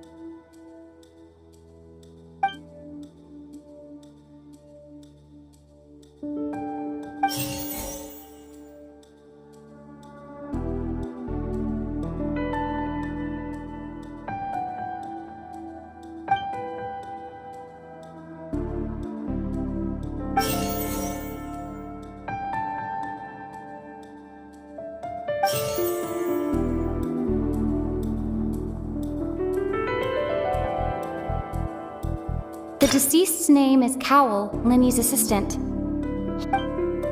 Halsey is the missing person and an ordinary audience member. Could there have been a third person involved? Is that really a possibility? The deceased's name is Cowell, Linny.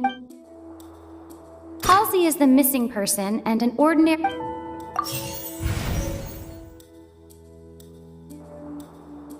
The deceased's name is Cowell, Linny's assistant.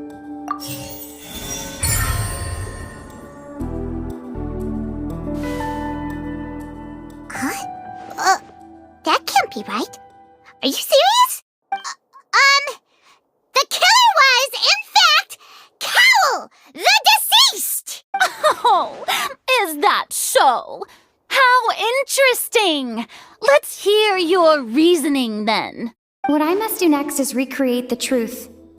What Cowell did, and how he went from would-be perpetrator to victim.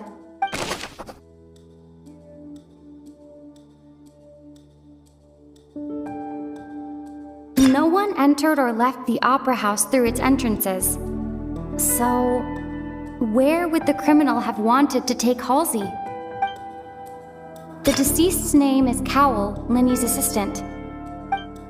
Halsey's clothing was in the tunnel. So, there must have been some fear that she would attract attention. The sound we heard may have come from a clash between the missing Halsey and the criminal. Linny was not in the tunnel at that moment. It would have been tough for both people to fit into that vent. They would likely have bumped into Linny as well. No one entered or left the opera house through its entrances.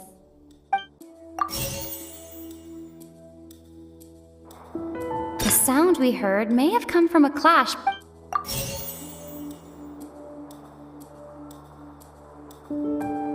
Halsey's clothing was in the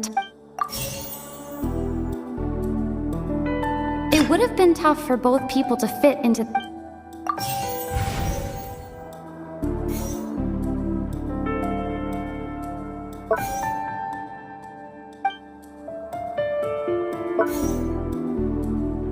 It would have been tough for both people to fit into that...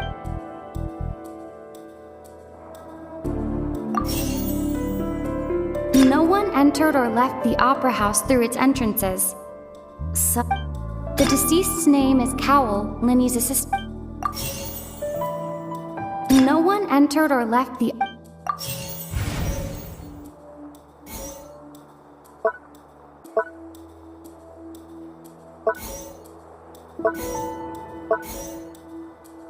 Halsey's clothing was in the...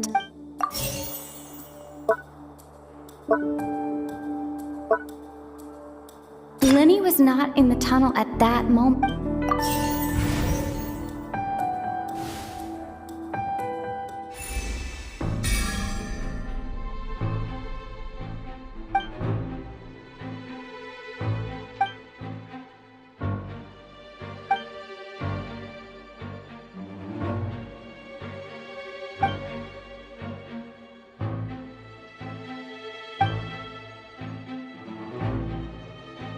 What's wrong, Traveler? Are you still having trouble figuring things out? I see how it is. So this was all just a bluff. And here I thought you had something to show for it. But it seems you're still far from the truth. Look, since we're at a dead end, why not consider a different track? Just like the trick as it transpired, the end result must have been utterly different from the magician's initial design. If only we knew how Halsey disappeared. Well, that would be nice, but the tunnel only has 3 exits, and none of them seem very likely. And it's not like this is a magic trick where you can just make a real-life person disappear. You know, like you did from that water tank, Lynette. Excuse my interruption, dear opponents, but do you not see that the crowd is growing impatient? There is no greater sin in this opera house than an awkward delay in the performance.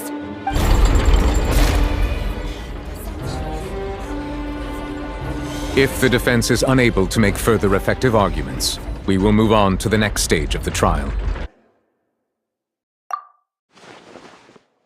Lenny was not in the tunnel at that moment, which gave our criminal ample time. The sound we heard may have come from a clash between the missing Halsey and the criminal. The deceased's name is Cowell, Lenny's assistant. He would have been able to tamper with the equipment. The vase was not broken by chance. It was used to cover important evidence. The water.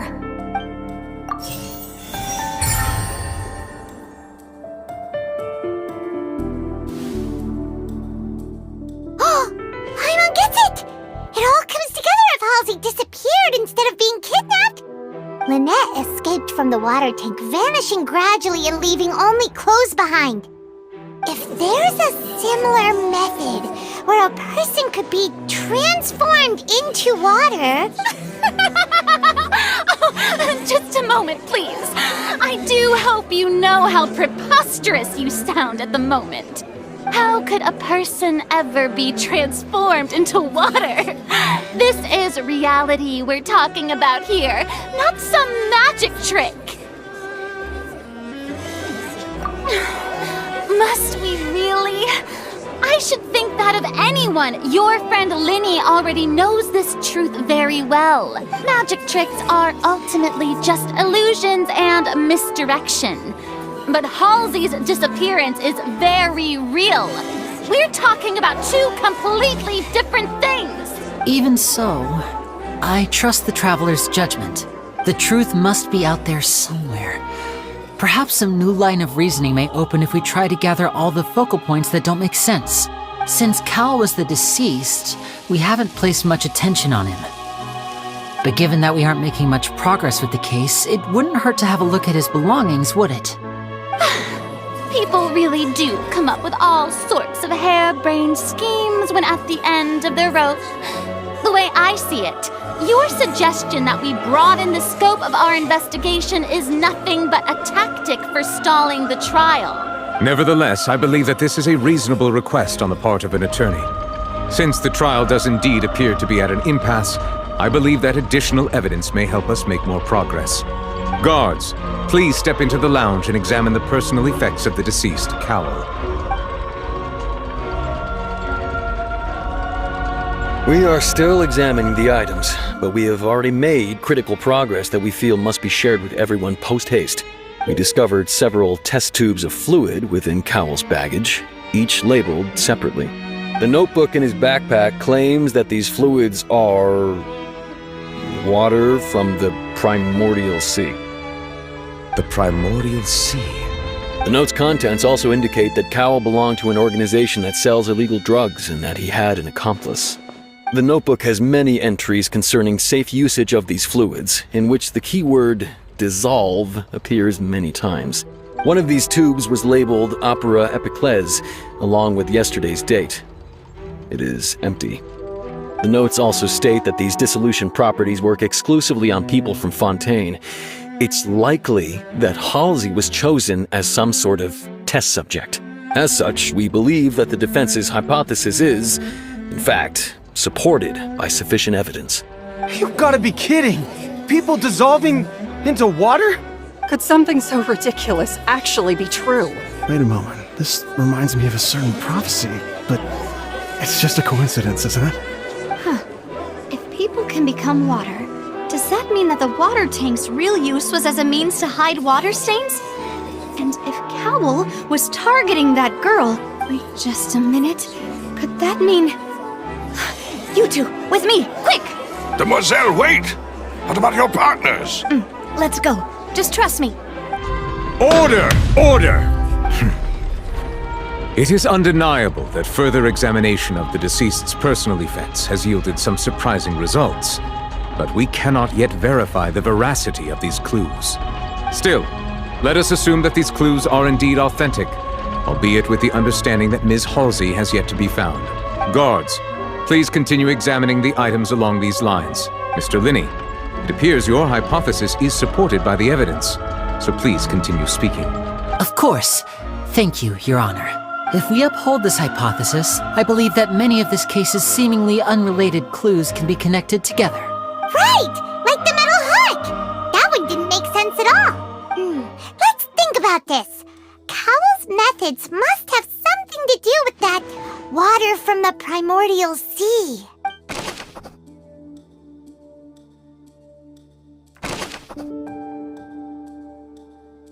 The deceased's name is Cowell, Linny's assistant.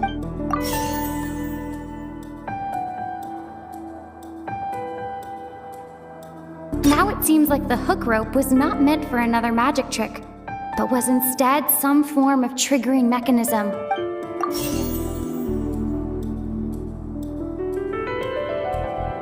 The water from the primordial sea should already have been prepped before Halsey entered the magic box.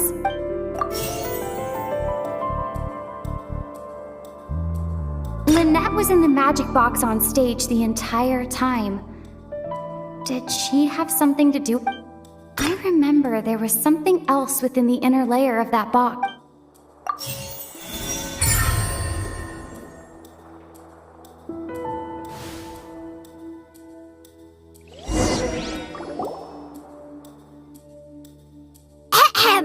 It's Ace Detective Paimon's time to shine again! In the original plan, Cowell would tamper with the water tank rope and the number selector securing his target.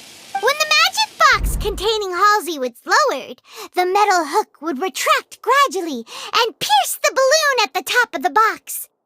When the balloon attached to the box popped, the water from the primordial seed inside it would pour down and dissolve Halsey. Afterward, Cowell would enter the tunnel and break the flower vase to conceal the water inside the tunnel, with the remaining evidence being covered up by the water tank on stage. But he encountered something unexpected in the tunnel and wound up being fatally hit by the same water tank he meant to use to cover his tracks. Huh. That does make sense. That actually links together a lot of the more confusing pieces of evidence. Oh dear, what do I do? Even I think they sound convincing now. Have I falsely accused an innocent person? What a humiliation.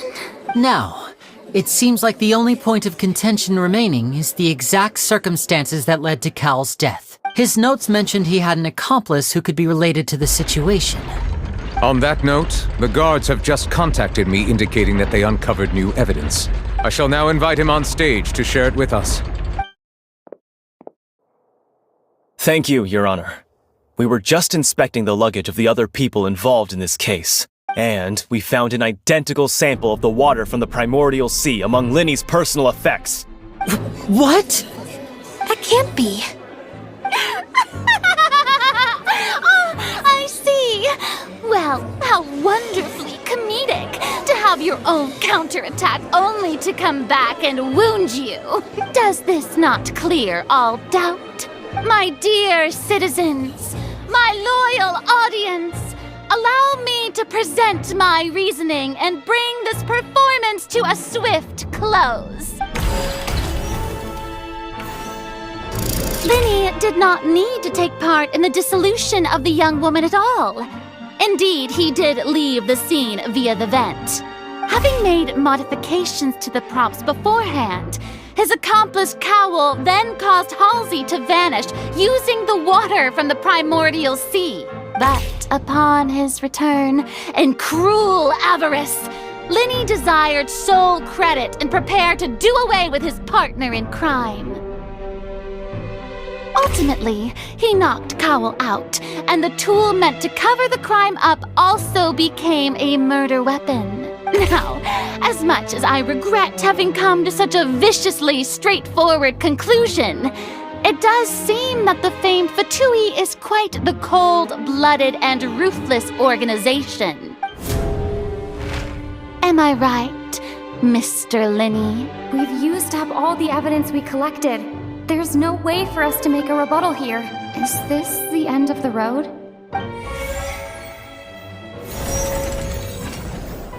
Oh no! Paimon doesn't look like there's any way around this. Seems using the water as new evidence was too good a move. Why did this have to happen now? I think we've all seen enough now. And we have ample witnesses to my flawless reasoning. I believe this is indeed the finale. Now then, my good, noble Chief Justice, should we not, in your view, excuse me, everyone, but I must interject. Miss, I must ask you not to shout and to respect the ongoing legal proceedings. Oh, come on. Don't be hasty. I have a good reason for interrupting, you know. Now, would anyone here like to take a little break from all this debate and see a little magic? I'll show you an amazing trick. One that can bring a young woman who has disappeared back in the flesh, right before your very eyes. Please, do the honors, Mr. Linney, if you would be so kind. What in the world is she saying? No offense, miss, but miracles like that are beyond my scope as a magician. Come on now, don't be silly. Magic is all about misdirection, isn't it? It often conceals the truth while presenting a fascinating illusion. But once everyone believes the illusion, can't magic reveal the truth to them once again? And wouldn't such a trick be the most marvelous finale to today's performance? Come on, Lenny and Lynette, give it another go. Don't worry. Spina di Rasula has made the necessary arrangements on your behalf. But, as the magic makers and stars of the show, I think I should leave the final performance to you. I understand.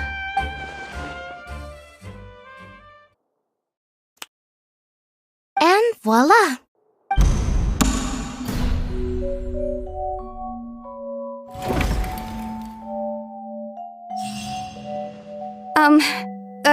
Sorry for the interruption. Wait, isn't that Halsey? So the whole thing about people dissolving wasn't true after all? To be clear, I'm only here because this person told me that if I testified, the merit of doing so would lessen my sentence. I was hiding outside this room listening to the proceedings because I was afraid that I would be the one put on trial. I was just feeling happy that no one had noticed me. And then before I knew it, she caught me. That'll teach you to underestimate us three. Where should I begin? I'm sorry. I'm the one who killed Cowell. I admit it. What? Why? Firstly, my name isn't Halsey. It's Lillian, and I'm originally from Mondstadt. I heard that Linny's show was going to be a real thriller, but I missed the chance to buy a ticket, so I stole one. That's how I make a living. I steal stuff here and there. And I'd never been caught before. But I was noticed at the harbor a few days ago, and I barely got away. Linny was the one who caught me in the act. Hey, no wonder you look familiar. So you were the thief. Liddy even mentioned that you were pretty skilled. Well, and I thought that would have been the end of it, but then the number selector chose me. He even mentioned the Fortress of Meripede. That's a prison, isn't it? So you can imagine how shocked I was. I thought he was on to me for sure. So I played along with the show while looking for an opening to flee, but then I got water poured on me for no reason, and then someone jumped into the tunnel to nab me. I wasn't going to take that lying down, so I knocked him out and stuffed him into the box. There was nowhere to run from there, though, so I had to change my clothes and hide in a box containing performance costumes. I slipped out after the first guard arrived at the scene and continued hiding inside the opera house. Can a person even hide in there?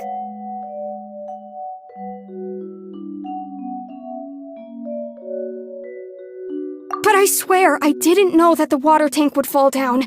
Really, I swear it. Had I known that, I wouldn't have put him in the magic box. I may be a thief, but I'm no killer. Well, that makes everything pretty clear now, doesn't it? This time, we need to tell the entire story from Lillian's perspective.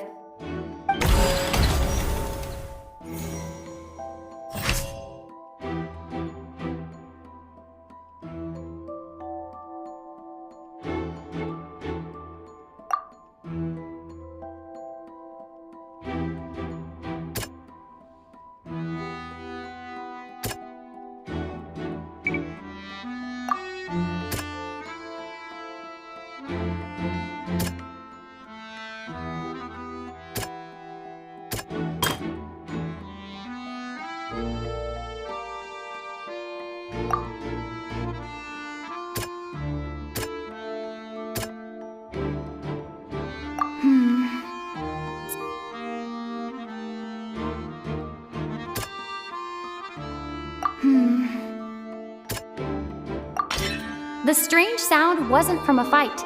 It was Lily-Ann's attempt to break out when she was frightened.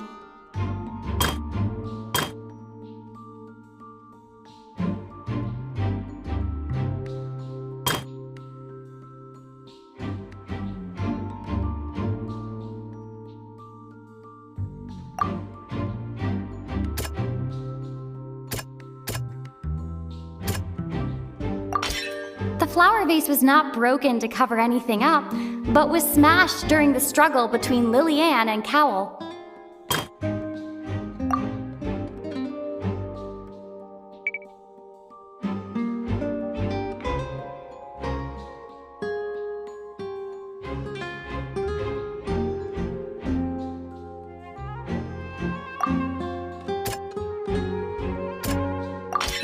Lily-Ann was afraid that she would be recognized if she left, so she changed clothes and hid, biding her time.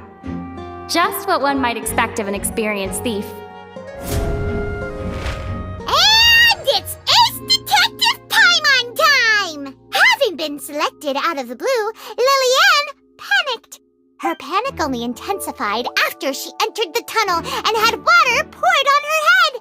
So she kicked the door open, producing the thud we all heard. Hearing the commotion, Cowell leapt into the tunnel, only to discover that Lily-Ann had not dissolved. He did not know that Lily-Ann was not from Fontaine, but was a thief who made her way in by stealing a ticket. Mistakenly believing that the water from the primordial sea needed time to take effect, he tried to force Lily-Ann back into the box. The two broke the flower vase during the struggle, but Lily-Ann came out on top, knocking Cowell out and putting him in the box. With no way of escaping, she changed her clothes and hid in the costume trunk until the performance ended.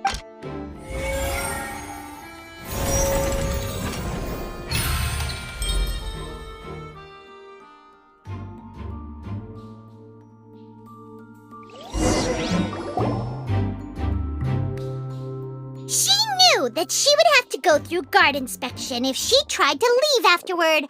So, she has been trapped in the Opera House these last 2 days. She had already become desperately hungry by the time we were chatting over macarons. So, she swiped 2 of them right under our noses. Talk about a sneaky thief. At this point, all the events that happened in the tunnel have now come to light. Ah, so that's the whole story. Bravo! Bravo! Now then, Lady Farina, do you wish to speak against the defense's statements? Please answer the question, Lady Farina. Also, if I may add, the trial has not yet ended. As such, I request that the prosecution not leave the room before the proceedings have concluded. What, are you reading my mind now? No, I have no further arguments. I admit defeat. But really, could you at least have left me with some dignity? Wow, look at that! She's like a deflated balloon now. If there are no objections, then as the Chief Justice of Fontaine, I shall once again repeat the full sequence of events. The actual perpetrator of the serial disappearances, Cowell, selected his next victim from the audience reservation list. With some modifications to the selector, he could ensure that the pre-selected young woman would be chosen. To cover up any evidence while committing the deed, Cowell thought of allowing the water tank to fall, which would conceal the water left behind after the young woman was dissolved. He also tampered with the rope suspending the water tank, using the fireworks at the end of the performance to cause the tank to drop and hide the watermarks. He poured the water from the primordial sea into a balloon during the preparation of the magic box and stuck it to the box's lid. Finally, he passed the prepared hook on a rope through the gap in the magic box's door when bringing the young woman to said box.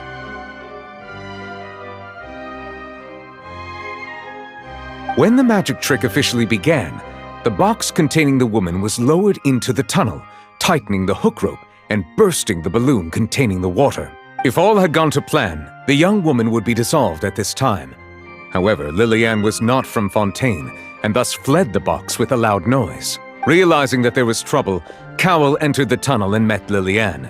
Thinking that the waters had not yet taken effect, he decided to proceed. However, his opponent was more capable than he thought, and he was overcome, knocked unconscious, and placed into the magic box, and thus became his own final victim. Lillian, according to her own statements, then changed clothes and hid until the performance ended, before hiding in other parts of the opera house. As for Linny, he was in the underground structures within the opera house, and was thus ignorant of these happenings. From this reconstruction of events, we can conclude that Linny, the accused, is in fact innocent. While there is much in Linny and Lillian's conduct that should still be investigated separately, this case, at least, can be handed over to the Oratrice to make the final decision.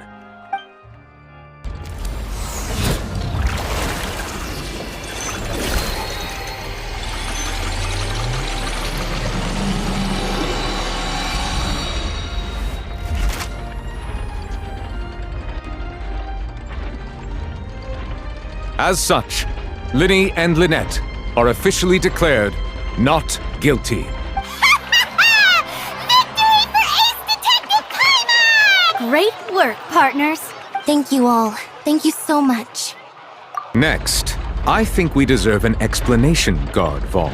How did you find the water from the primordial sea in Linny's baggage? Right! Your discovery caused me to make a serious mistake, you know.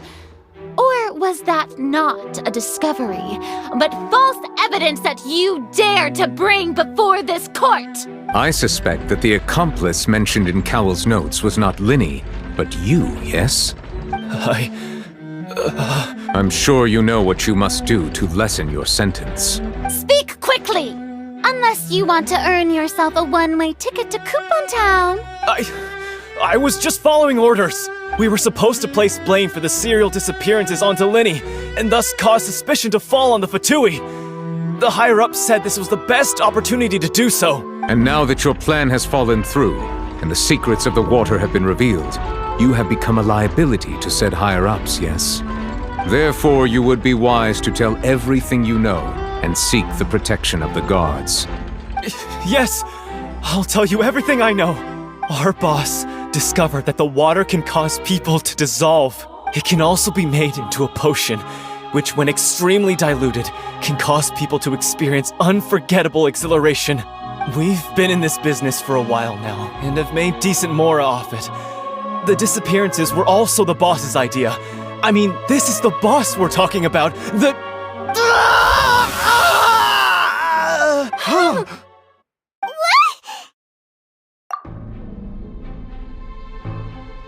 And now he can no longer talk. Such ruthlessness. I shouldn't have expected any less of them. An outrageous act. All present, please submit to inspection immediately.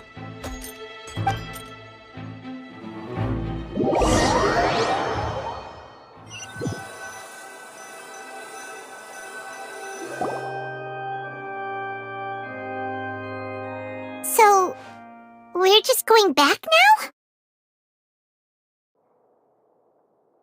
That's true, but... Traveler, Paimon! Please wait. Linny... I know you may not want to speak to me right now. Maybe you don't even want to look at me. But still, let me thank you again for defending me to the end, even after you learned that I'm a member of the Fatui. I guess. But regardless, I'd like the opportunity to set things straight. I didn't approach you with any ulterior motives or ill intent. I've spoken to you as myself, just plain Linny this entire time. As for why I'm a Fatus, it's because the goals of the House of the Hearth align with those of an orphan like me. That's all. That was how Father, who you might know as the Knave, approached recruiting us back then too. The Knave? The one who controls the House of the Hearth? She's your father? That's right. And since we're here, I was wondering, would you mind hearing a story? It's about my past. Back when our parents first died, Lynette and I were left wandering the streets. To survive, I took to surreptitiously observing an older street performer who did magic. It took me several days to figure out how he pulled off his amazing tricks. I took my sister through several streets until we found a crowded corner, and we began to perform magic tricks there. To my surprise, we proved to be pretty popular, and we could at least stop worrying about where our next meal would come from for a time. But I didn't want my sister to remain a street rat together with me forever. Before long, an aristocrat came to me and claimed that he wished to take us in after watching my performances. So you went from orphans to nobility just like that? That was how we felt at first, too. As if fate was on our side and we could say goodbye to those painful days. But I gradually discovered that while we were called foster children, he was really after my talent for magic tricks. He would constantly take me to all sorts of banquets to garner attention, which he would then use to expand his social circles. That doesn't seem too bad either. Better than roaming the streets at any rate. It took a while for me to realize just how dark his heart really was. After one particular performance at a banquet, I discovered that Lynette was not on the same return vehicle as me. I waited a long time after we returned home, but she did not come back. I went to that noble's bedroom and asked him about her whereabouts. The answer he gave me was, she caught the eye of the most eminent person at the banquet, so I sent her over as a gift. I mean, you'll be able to perform your magic regardless of who your assistant is, yes? Oh no. So he was gonna... But wouldn't Fontaine's laws deal with such people? As far as outsiders are concerned, this is a relationship akin to adoption or foster care, and they have their ways of escaping the eye of the law. I managed to ferret out the location of the mansion of that so-called eminent person and hurried through the night.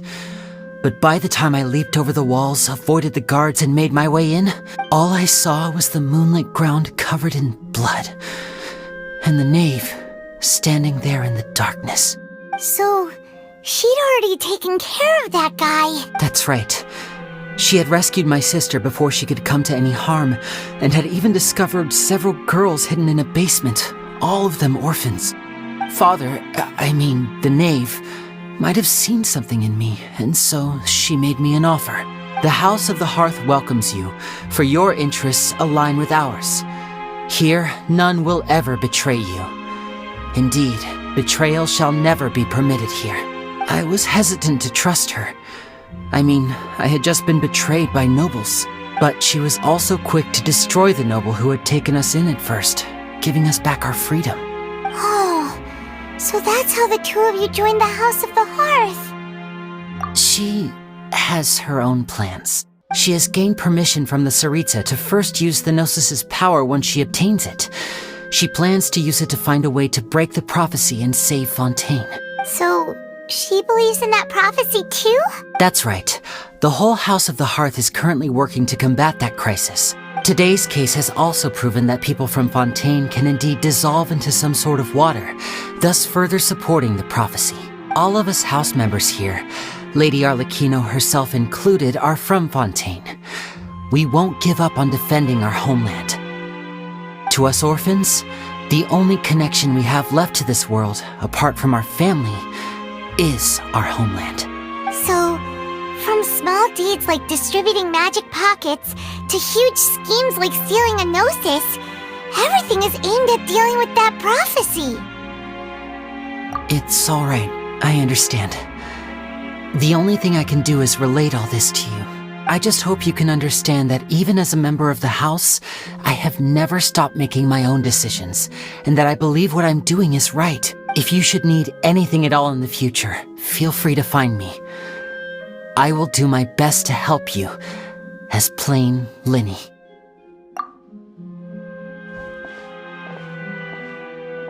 Bye, Linny!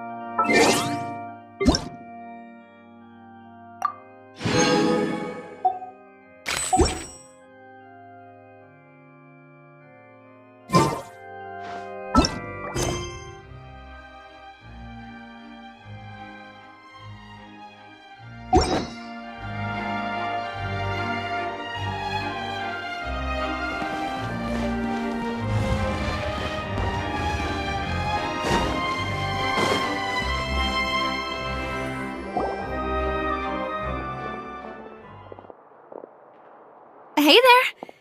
What was with the disappearing act you pulled right as the trial ended? Were you looking for us, Navia? Well, this whole thing isn't exactly over, is it? I do feel that we're getting closer to solving the serial disappearances case, though. Don't you think so, too? Huh? What's wrong, my dear partner?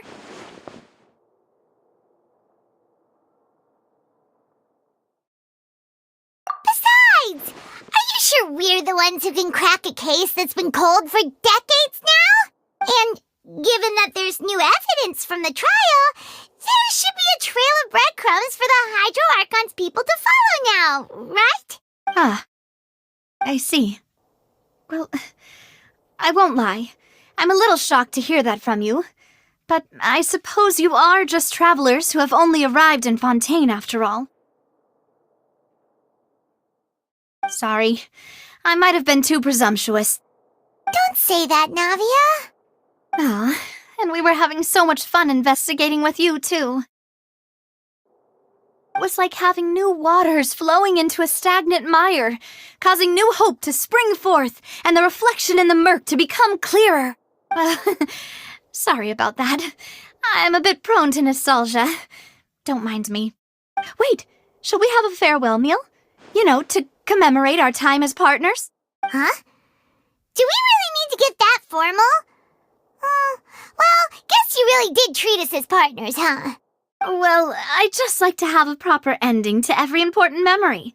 That way there are no regrets later.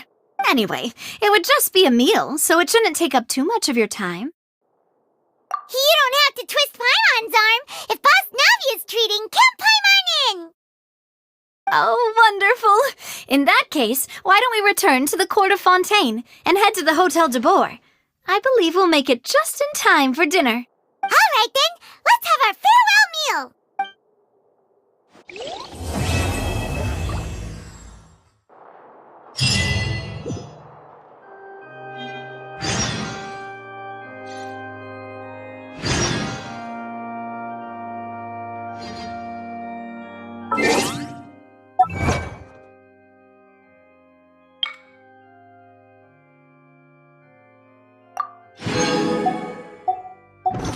Where do you want to go next?